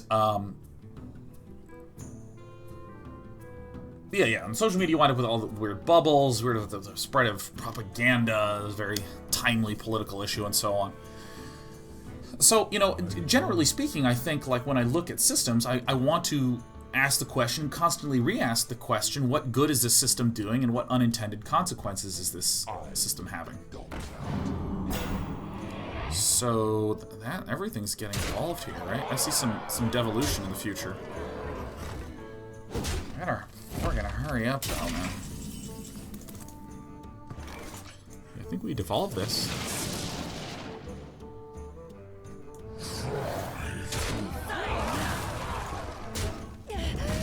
See what we get. We actually have a couple shots at this. I think it ain't worth it, you know? Spell damage +2, shit. 17 damage. Probably dead. So when I think about early access, I think that conceptually, some of the things that I like about the idea of early access is it smooths out the process of funding for a game.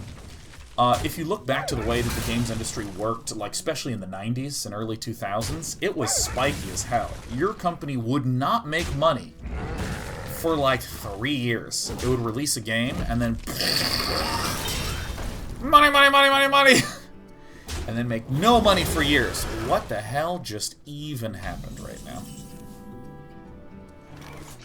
Going to die.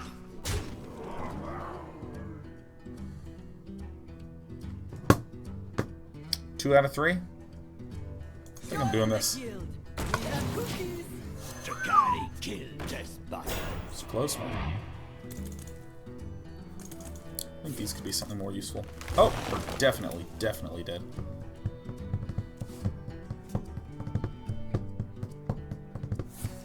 To my side. I don't know if I'll necessarily need 2 of these.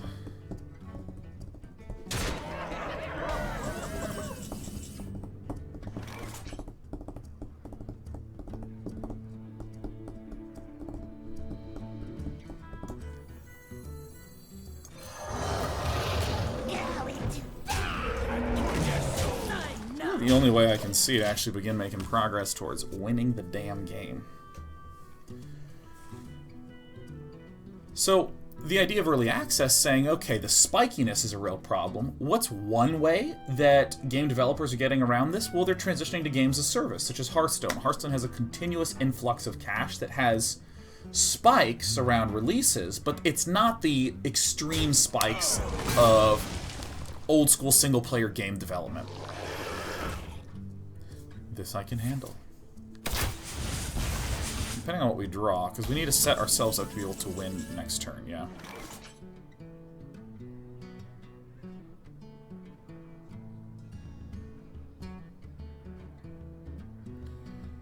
So if I go 8...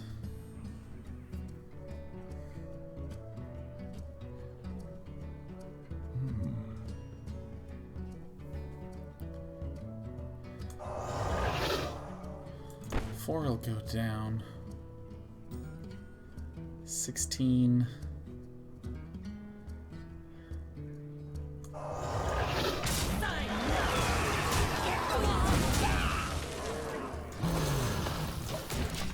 I can kill him next turn.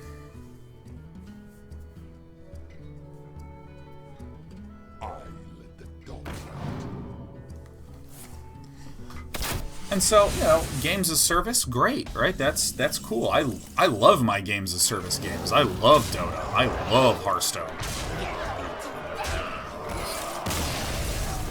But if, say, you wanted to make a game like, you know, Astroneer, a game where you pay some money and you wander around and you collect some resources in a very Minecrafty style, then, well, how do you actually fund that? How do you actually have a more even growth? And this is a very, very good example of what's great about early access. Something like Darkest Dungeon. You want enough money to be able to fund that. The light shall bring victory. For Doomhammer. But, like, take a moment to stop and ask yourself, like, let's say you have some skills as a game developer. Priest. I don't know. I have no idea. I'll go against Priest. Let's say you're a game developer with some skills. Let's say, you know, for instance, you are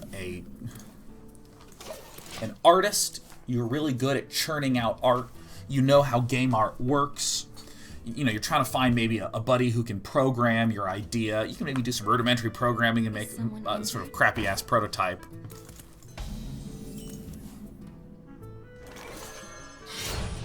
I think I needed to hit first. Fucked up. Whatever.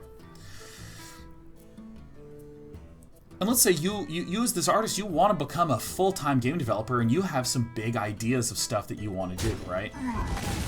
And let's say it's nothing gigantic. You don't want to make the next Assassin's Creed. You want to make, like, the next... Oh, what's a good indie hit? You know, the next Ori and the Blind Forest. Ori and the Blind Forest still costs some hundreds of thousands of dollars to make. I would estimate. Just knowing, you know... 10-ish, less than 10 people worked on it. Yeah, Cuphead. Cuphead's another great example. They spent some hundreds of thousands of dollars working on that shit. So if you're in that position, where you just want to start up with a friend, where do you get some hundreds of thousands of dollars, dude?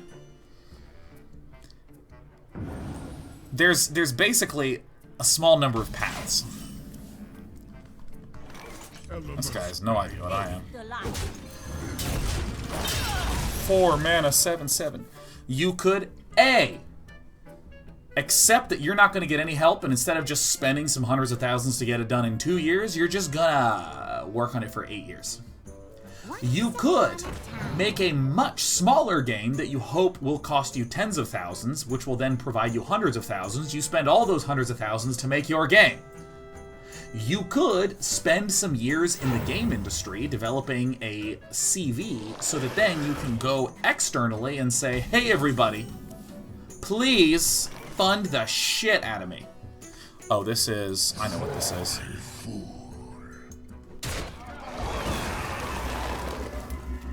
Great.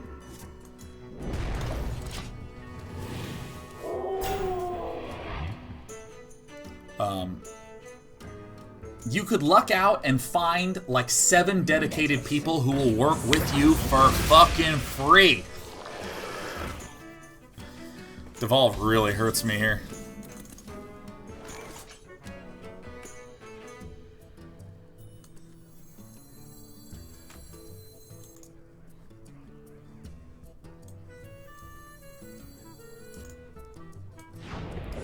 Probably just this, yeah. So you have some options, but a lot of those feel like a lot of time, and especially if you're getting investment from someone, they're going to want an enormous cut of ownership or percentage, and then all of a sudden you have oversight to your work. So what's great about early access is that now I can just say, you know what, let me spend the equivalent of 6 months of hard work to make something that I think is pretty good, and then what I really hope is that I draw a no, I'm not going to draw that shit.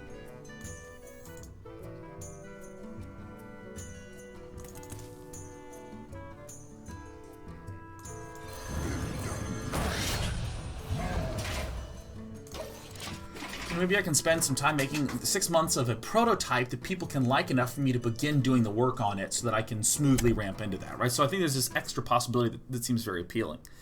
There's a natural downside to this, which is that a lot of people talk about from the consumer perspective. Shit. Fuck, man. Ooh, that's good. I think I can handle this. Elements guide me.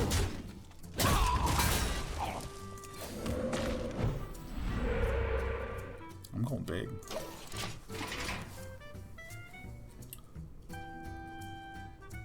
So that's, for instance, what I think is on the positive end of early access. What I think is on the negative end are things like consumers not understanding how difficult it is to do game development, developers not understanding how difficult it is to do game development. I love Gruul so much.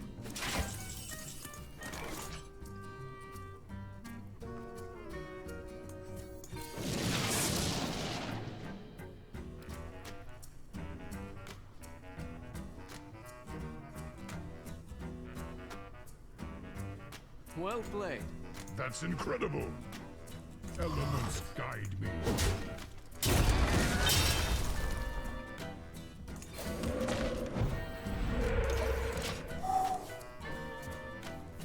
Yeah, the risks are someone not understanding how difficult it is to make a game, and they go, wow, I can imagine that being huge and amazing.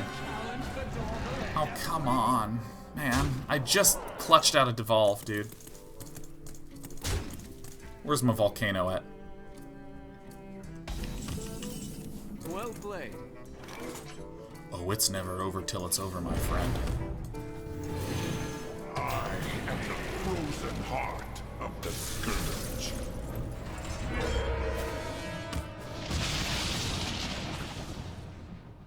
We're dead.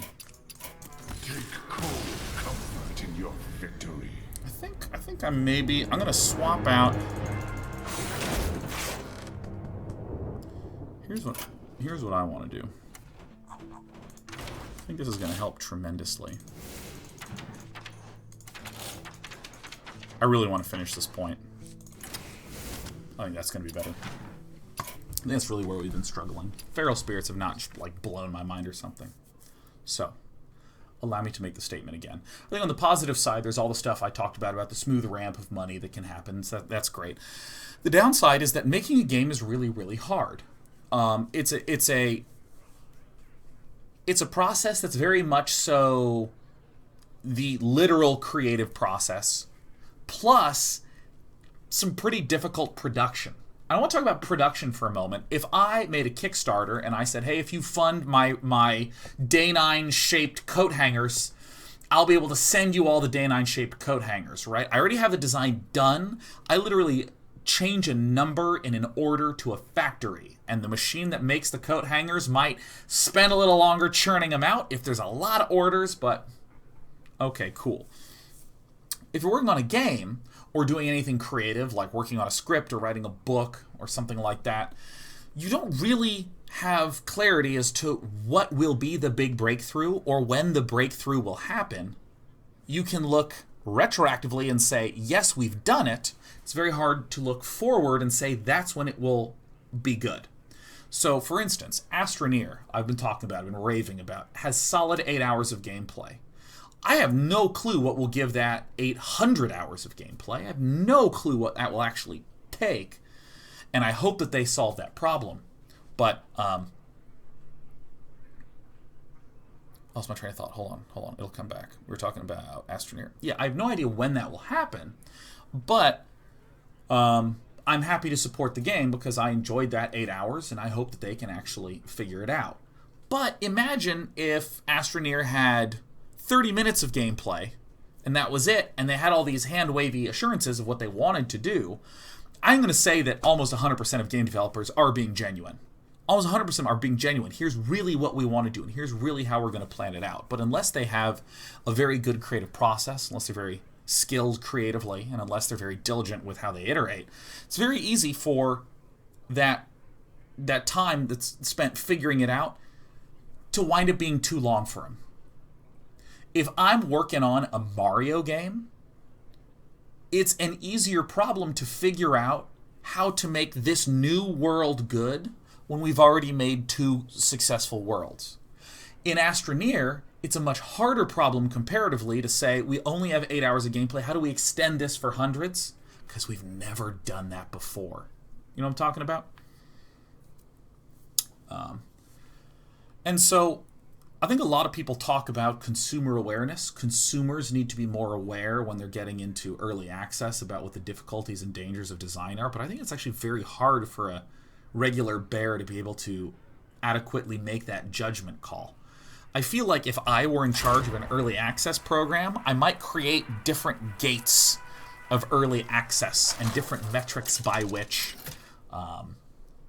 I deem a developer needs to have, or a developer needs to have in order to qualify for some of those gates. And I think that is a significant, way bigger work ask than the simple, yeah, just put up an early access, we'll leave it up to the consumers. I think that's sufficiently hard to judge from the consumer standpoint. I think more importantly, it's sufficiently hard to judge from the developer standpoint. It's like really hard to judge, man. Like, I was working on a project for a few months last year, and then TwitchCon and BlizzCon happened, and it just sort of stopped working on it. Why? I wasn't in town. I was gone.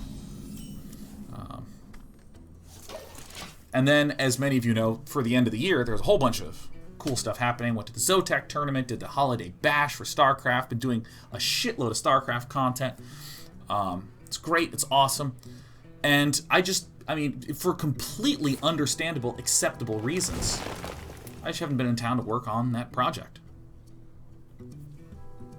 And so I'm imagining, what if I made that an early access game?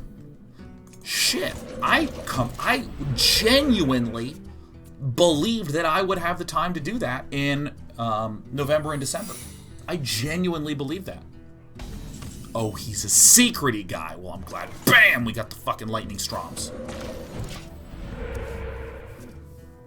Yeah, I genuinely, sincerely thought I would. Normal life stuff happened. No big deal, right? It's fine because it's just me. Early access. I know a lot of people who will make game projects, be 3 months into their prototype, be really excited about it, then maybe their interest peters out. Or maybe, you know, it turned out to be more difficult than anticipated. I feel like this is, again, super fucking hand-wavy. I can imagine some sort of multi-tiered process to get there. Instead of it being, you can receive infinite money, maybe it's something like there's smaller project funding. Like, you can receive up to $10,000 of total funding. And if you achieve milestone X, you then may receive up to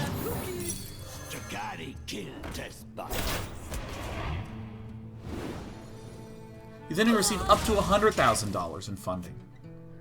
And if you clear another milestone, you then may receive up to $1 million in funding. And what are these milestones? They're things that are appropriate for that scale. Like, you can submit any initial prototype and receive funding up to $10,000. But in order to get funding up to $100,000, aka $100,000 of people purchasing yo shit on Steam. So I think this is actually an okay time to do this now. I told ya so. Good. I told ya so. Boop. Summon the dogs, Mio. You know, for 100,000 goals, you actually have to create a piece of content, or enough content to sustain N hours of gameplay, or some shit like that with a production schedule, or some nonsense. You know, like, for instance, I think stretch goals are a great idea, but they're implemented in a very unstructured way. It's just it's a PNG that says, stretch goals! That's fucking it, dude. Why you? Oh, because of that. Okay, so we know he doesn't have explosive power.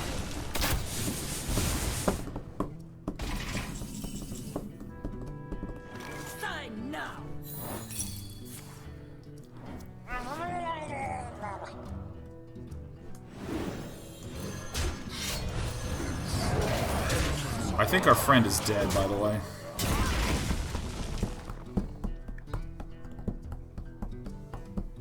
And I feel like all of the problems of early access are connected to that. Either too much money flows into a project and the amount of funding greatly surpasses the resources, capability, or interest of the developers, or not enough money comes in, so the developer can't wind up continuing their project because there's this glut of things.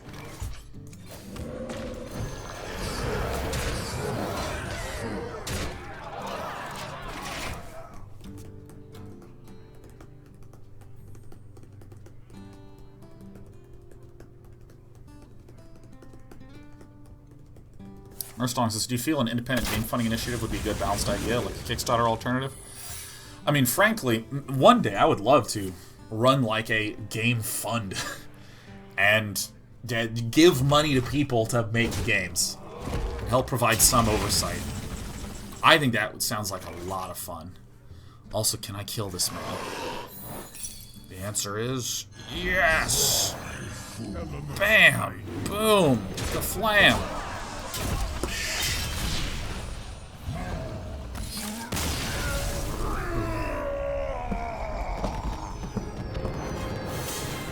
Take Colony says, should your goals change if you suddenly receive all this funding? Presumably people will have funded for the game that was advertised. I will respond to your question by immediately standing up and going to the bathroom. Hey, sorry, here's my non-green shorts. I got these gray pants, man. I love these gray pants. They make my butt look so good. Oh, these tight-fitting gray-ass pants, man. Oh, yes, I love these gray pants. Your soul shall be mine for Doomhammer.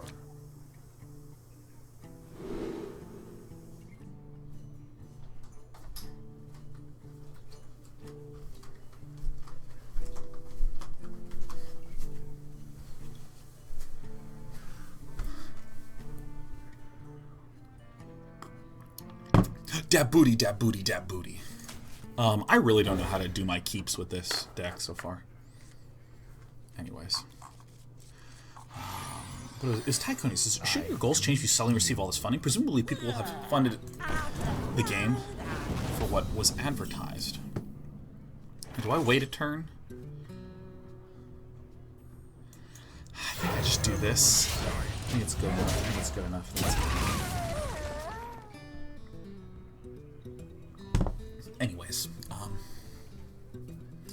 so first of all, I want to break that question into two pieces, Tycony. You are not the boss. Am I saying your name correctly, or excuse me, Ty Colony? I hope I'm saying it correctly. Oh God, I really hope. Oh God, I really, really hope. So the first one is, people will have funded the game for what was advertised, right? Let's assume for the moment that the game is in the we've prototyped a thing that we think is good phase. Yes! Fuck! Yes! Fuck! Yes! Yes! Yes! Yes! Yes! Yes! Yes! Yes! Yes! Yes! Yeah! Yeah! How long can this go on? How long can this go on?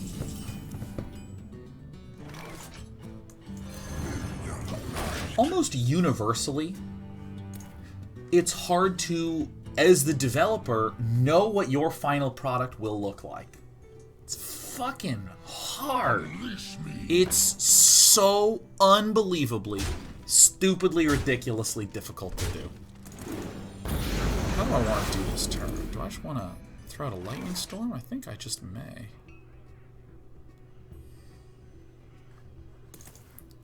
So it's very difficult to talk about the game that was advertised as being necessarily a meaningful statement at all. I think I'm the luckiest man in the world. I think we're literally going to go clear, clear, clear. Holy shit, we are not the luckiest man in the world. We are not. It's very hard to have any semblance of what that sort of final thing will look like. For instance, I'm just going to pick a game at random here. Let's say that I wanted to create a fantasy version of EVE Online. Right? I wanted to create all this unbelievably cool trading and economy and battling in a real breathing world.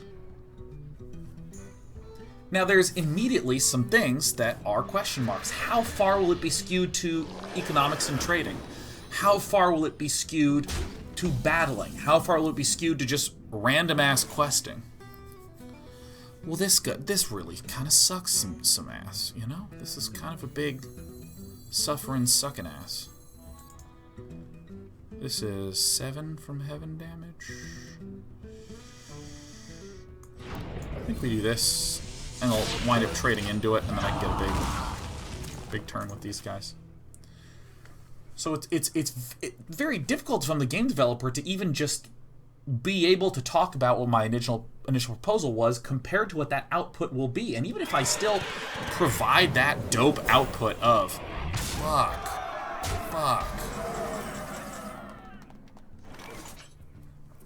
Devolved from 7 to 5 to 7, 12. 12 and 5 is more than I have damage for. This is okay. Who's alive? It's you?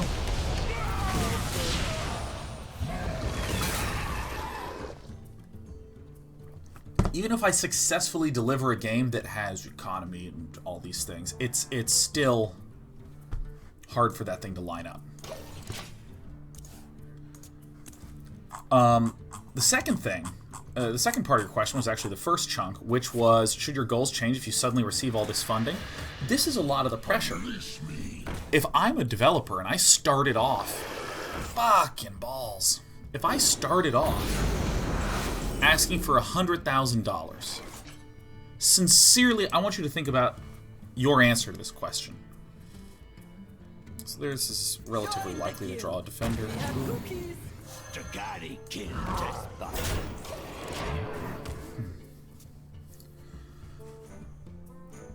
If you ask for $100,000, what if you got 10 million? Fuck.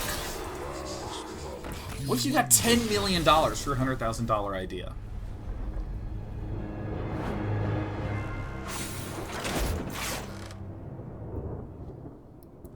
There's often almost a discomfort with scaling, right? Like again, if I receive $10,000 to make day 9 coat hangers, cool. If I get $10 million, that many people proportionally get their coat hangers. But sometimes there are games that literally only require $250,000 to make, and if they received $30 million in Kickstarter type stuff, early access type stuff, sometimes it's not clear what to do. And what a lot of people will do is they'll have their modest version. We're going to make a 3D platformer with 4 worlds. And that's what we can deliver with 250K. For Doomhammer. They get 10 million and they go, you know, we're going to do 12 worlds. But maybe that makes the game worse. Again, it seems reasonable to go from 4 to 12, but I mean, it is entirely possible that that could worsen the experience. Or maybe the first 4 worlds you make were your original 4, and those are amazing. And then the 5th and 6th one are okay. And by 7 and 8, you're out of ideas, and your stuff sucks ass.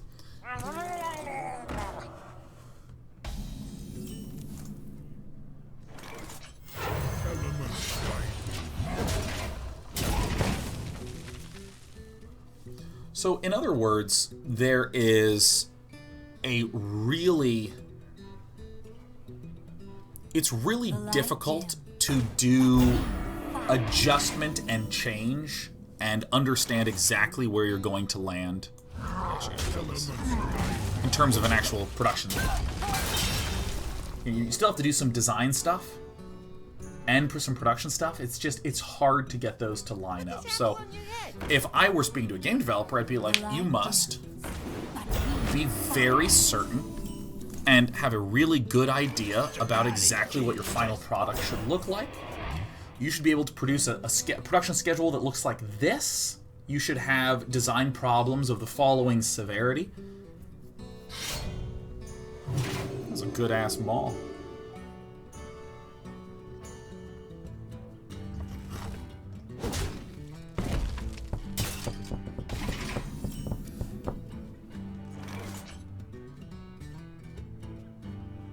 told ya so.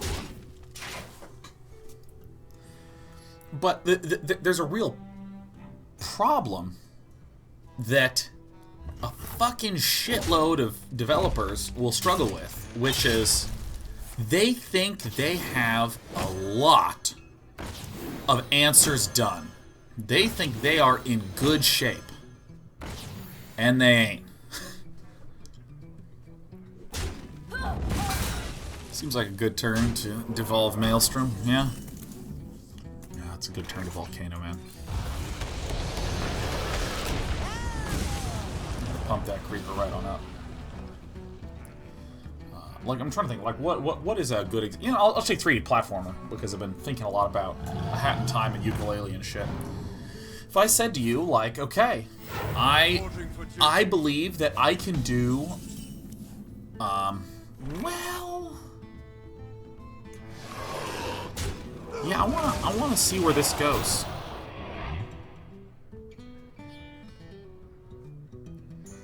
It's a really good one for me. Yeah, I'm keeping that shit, man. I might say to myself, here are the mechanics that I want in the game. There's going to be 1 mechanic introduced per world. I have 4 worlds, and here is a demo of the first world and the first mechanic implemented. And I need your funding to complete worlds 2, 3, and 4. It took me 4 months to get done with the first world, and so I think that it will take me 4 months for worlds 2, 3, and 4, so in 1 year with this much money, I'll be done. And just listen to how reasonable of a fucking statement that was. My first world, which should be the hardest, took me 4 months. It's implemented, it's done, and you can play it, and it's good. And I'm just gonna do this 3 more times and ship it. Bam!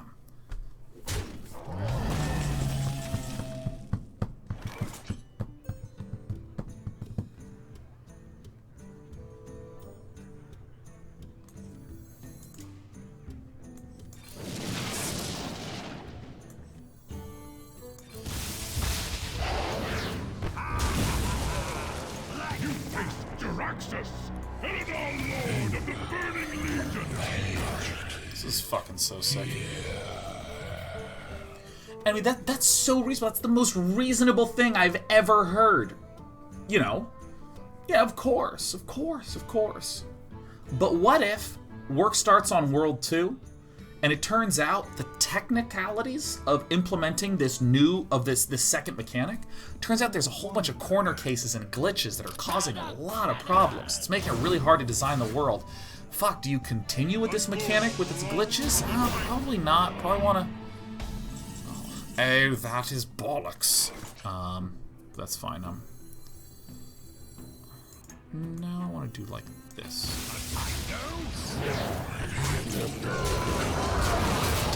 Do you change up the unique mechanic for that world? Do you change your level design? Are we serious with this shit? No. Like, how do you adjust and fix and improve from there? Maybe you should just keep the glitchy mechanic and throw out your entire plan for the world and do it in a different way that doesn't run into that same problem. That's a possibility. Well, I know I'm just gonna slam in the face. Join the guild. We have cookies.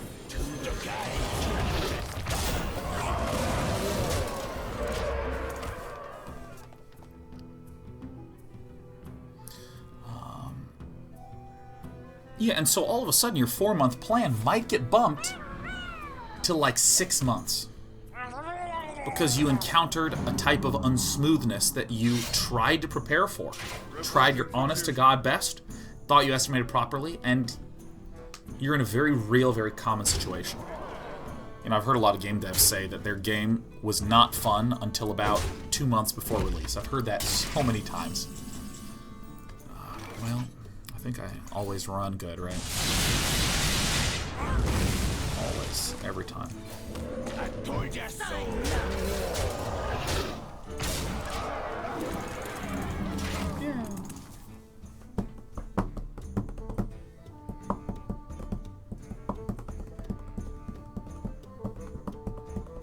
The victory is yours.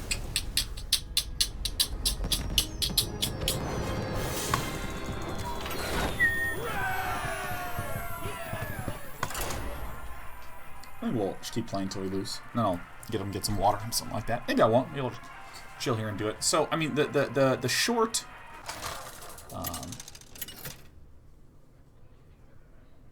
The short answer of it is that I think that there is it is incredibly difficult to make good games. It's even more difficult to make games that are new. Such as, I have an idea, I'm going to do a fantasy-style Eve game that doesn't really exist at all.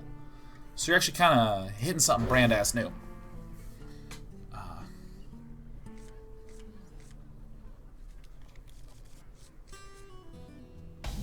And I think that there is... Oh, I love this. Power Grace Guys is my 6-year-old who was watching with me, recommending that in that case you should learn from your mistakes and keep trying. See, I think that's exactly the correct thing to do. For you, the person working on the project, and for the sake of the project. But, you know, this whole discussion began with the question, is early access good for games? And I'm just sort of thinking out loud of the problems and stepping into one of the big realities of game development, which is... It's hard to make games, and if you plan out, I need 15 months to finish my game at $100,000, and you get thrown off, you could keep trying, and you could learn from your mistakes and keep improving, and eventually you'll get there. What about all these angry people that gave you money, you know? I gotta clean this contact, man. It is milky. Oh.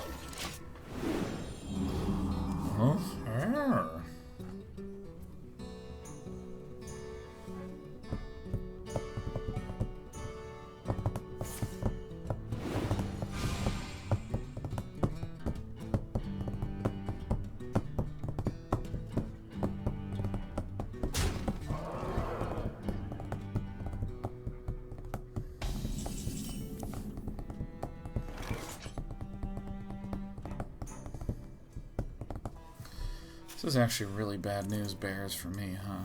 Actually, I need to devolve, like, right away. I mean, that sucks, but I think I, like, desperately need to do that. And so, I think that, like, you know...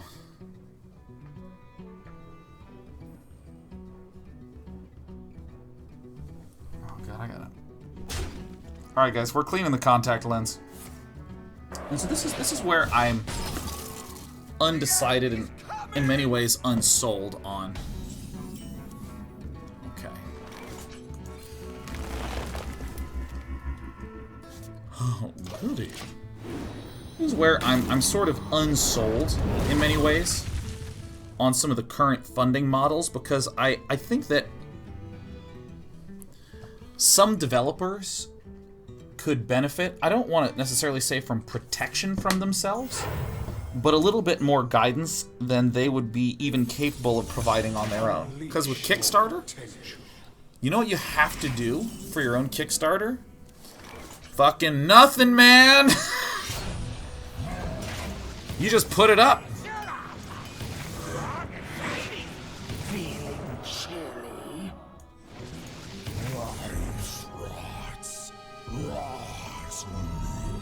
That's not gonna live. Yeah! Fucking yeah! Don't have enough mana. Yeah! I also think that there could be some guidelines put up to help the consumers. Again, I don't want to say protect them from themselves, but maybe provide a little extra guidance.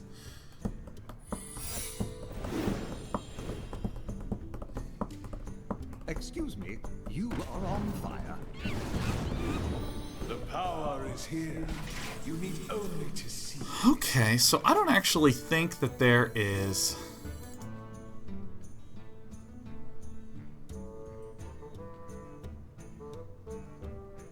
This is fine.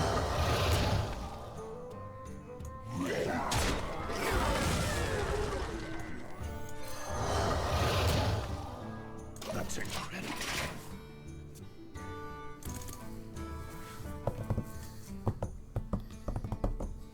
Your require my assistance?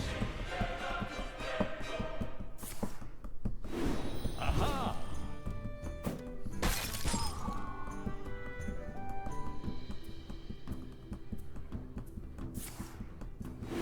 Aha!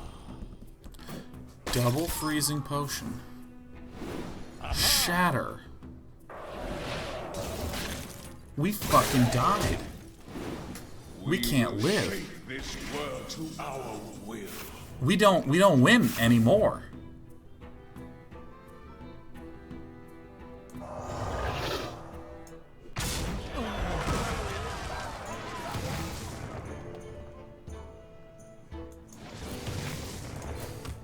Holy shit. Holy fuck, I'm like speechless. See now the power of the Dark Fallen. Behold the glory of a new sun! Fuck, this could be good. I'm so spellbound by the fact that he just went Antonitis.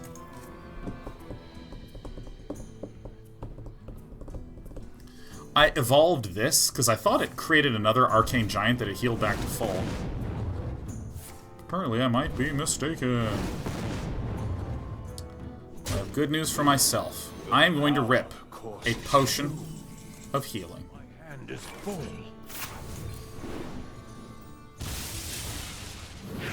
You shall not pass. It's amazing.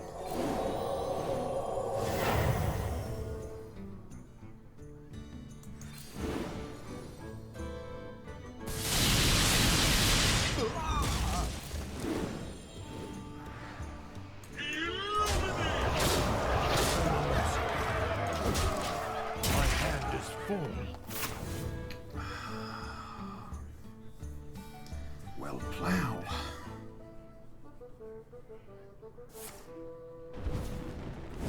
I guess a frostbolt? Some fireballs. Oh man. Yeah, I think that this deck does not quite create the spikes of power that I wish to see. We'll try something though.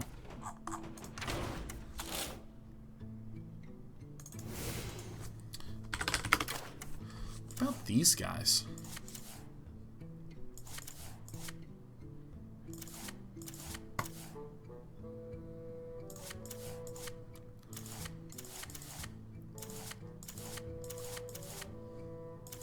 This is kind of interesting as a finisher.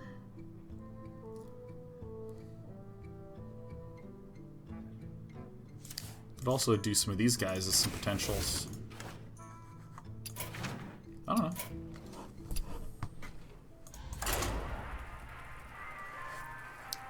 Just gonna fiddle. Yeah, so this is why I'm thinking maybe this is the 10,000, 100,000, million thing, you know, where it's like, hey, here's you can early access this game for $5 to $10, and here's what we're working on. Hey, it's done. More funding is locked until we achieve X. We've done it. We've drawn the nut hand. Thrall deaths here. Is someone injured? Alright, all the cost reduction fellas, come and hang out. Imagine playing all these for 0 and then banging down Thrall Deathseer. Cha!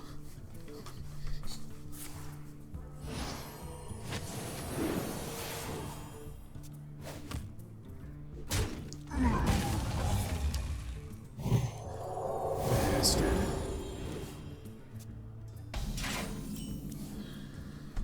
Well, I don't know what to do about that.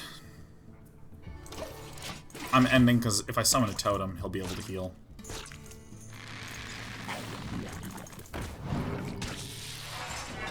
Fucking dick, man.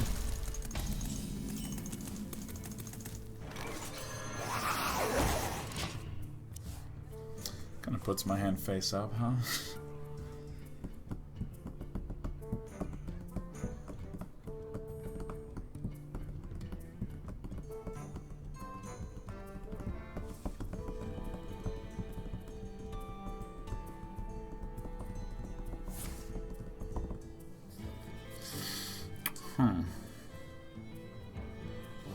Could go all evolve.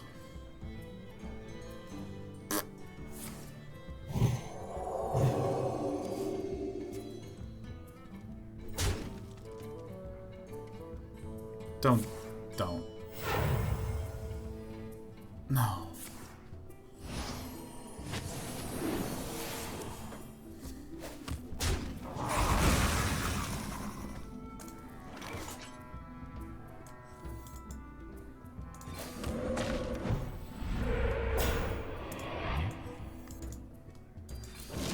Doing it, man. I don't want to draw anymore. Is my mouse accuracy now? Dude, my mouse feels incredible. My mouse accuracy is a little off because now it actually tracks super smoothly. So it's very precise. I'm just inaccurate with the new sensitivity.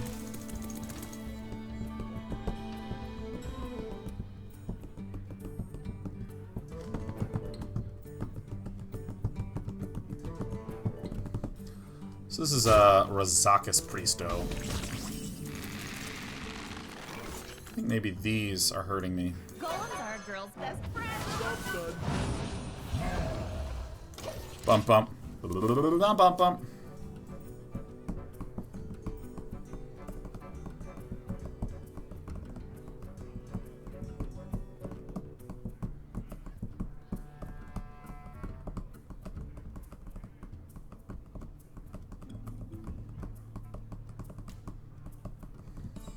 I wonder.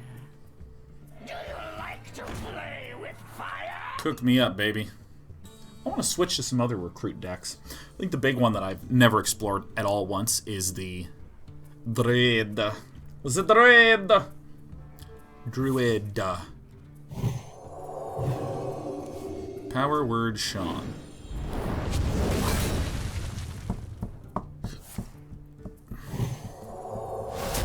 You are no fun.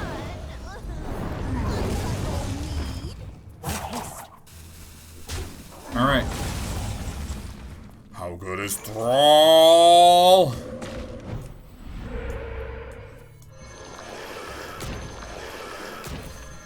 I am the frozen heart of the Scourge.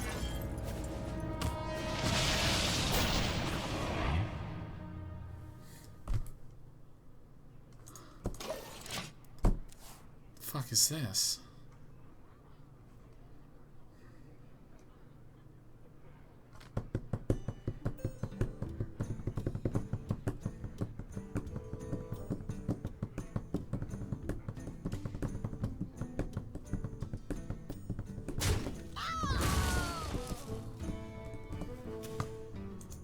Casual Kensky says, "Hey Sean, I've been really wanting to play a good single-player story-based game. I'm a competitive person, so I've been wanting to play a lot of multiplayer games and haven't had a good single-player experience in a good while. Any favorites you'd recommend?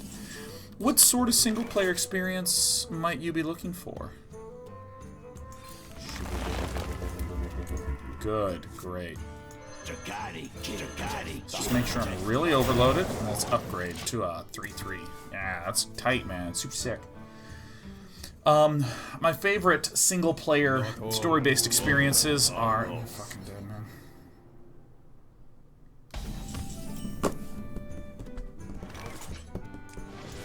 I'm so bad!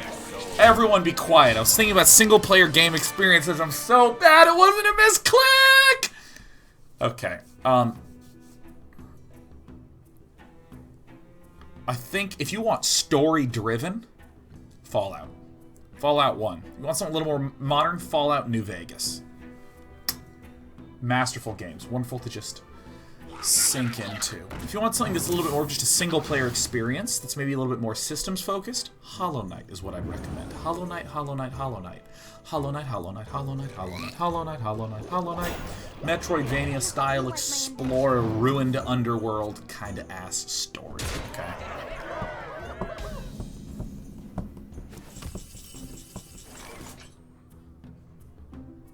Good.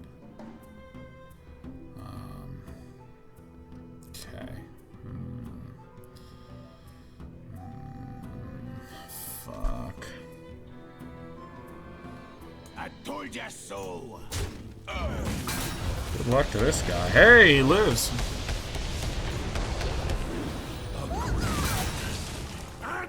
for your Yeah! Fucking lucky as hell, man. Single player games. If you want something that's sort of like, well, I'll just recommend Heat Signature. Heat Signature is really, really fun. It's not exactly a single player story based game. That's a very system heavy game. You are on a spaceship, and you take your small spaceship and go invade other spaceships and do little missions on those spaceships and then get out. Very stealth action kind of stuff. The light has betrayed. I just made a 6/6, man. Give me a break.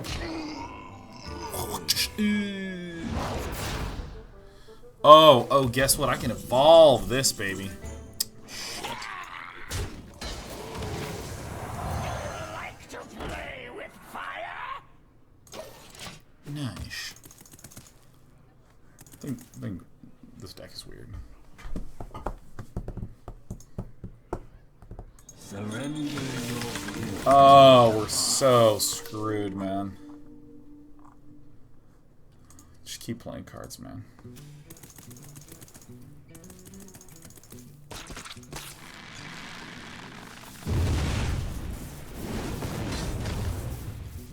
Just some activations of these. Good. Good.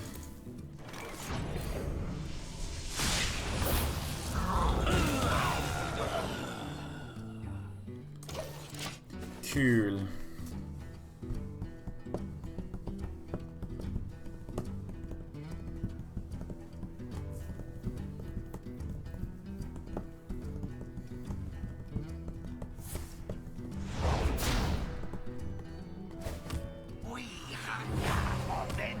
Okay. This is taking forever, man. This is taking forever. Pain, speak to me.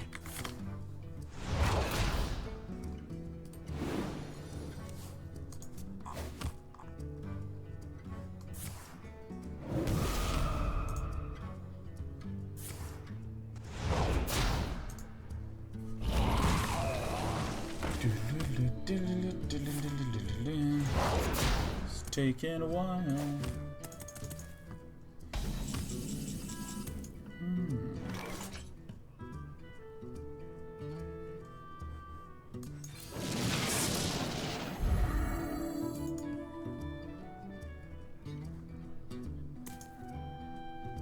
Dude, I'm just YOLOing. See, you didn't get any card draw. I'm smart, man. I'm also just trying to get out of this game. Talon Dragon, 81 months in a row with the tier 3 sub, says, Sean, our son is almost 7. We should probably feed him sometime. 81 months. So, what? 84 is 7. Yeah, 84 is 7.5 years old now.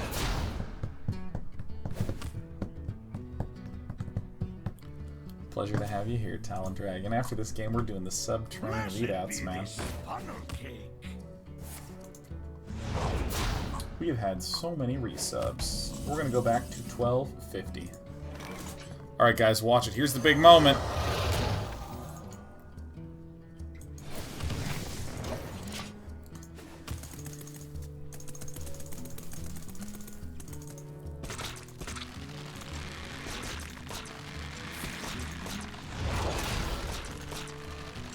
I got the best deals anywhere. Feels so good to be able to just click on shit, man. Oh. Why are you hitting yourself? Alright guys, get ready. We're going to be doing the sub-train. The welcoming back. The helloing to all the Fokins who've been all bespoken and waiting around.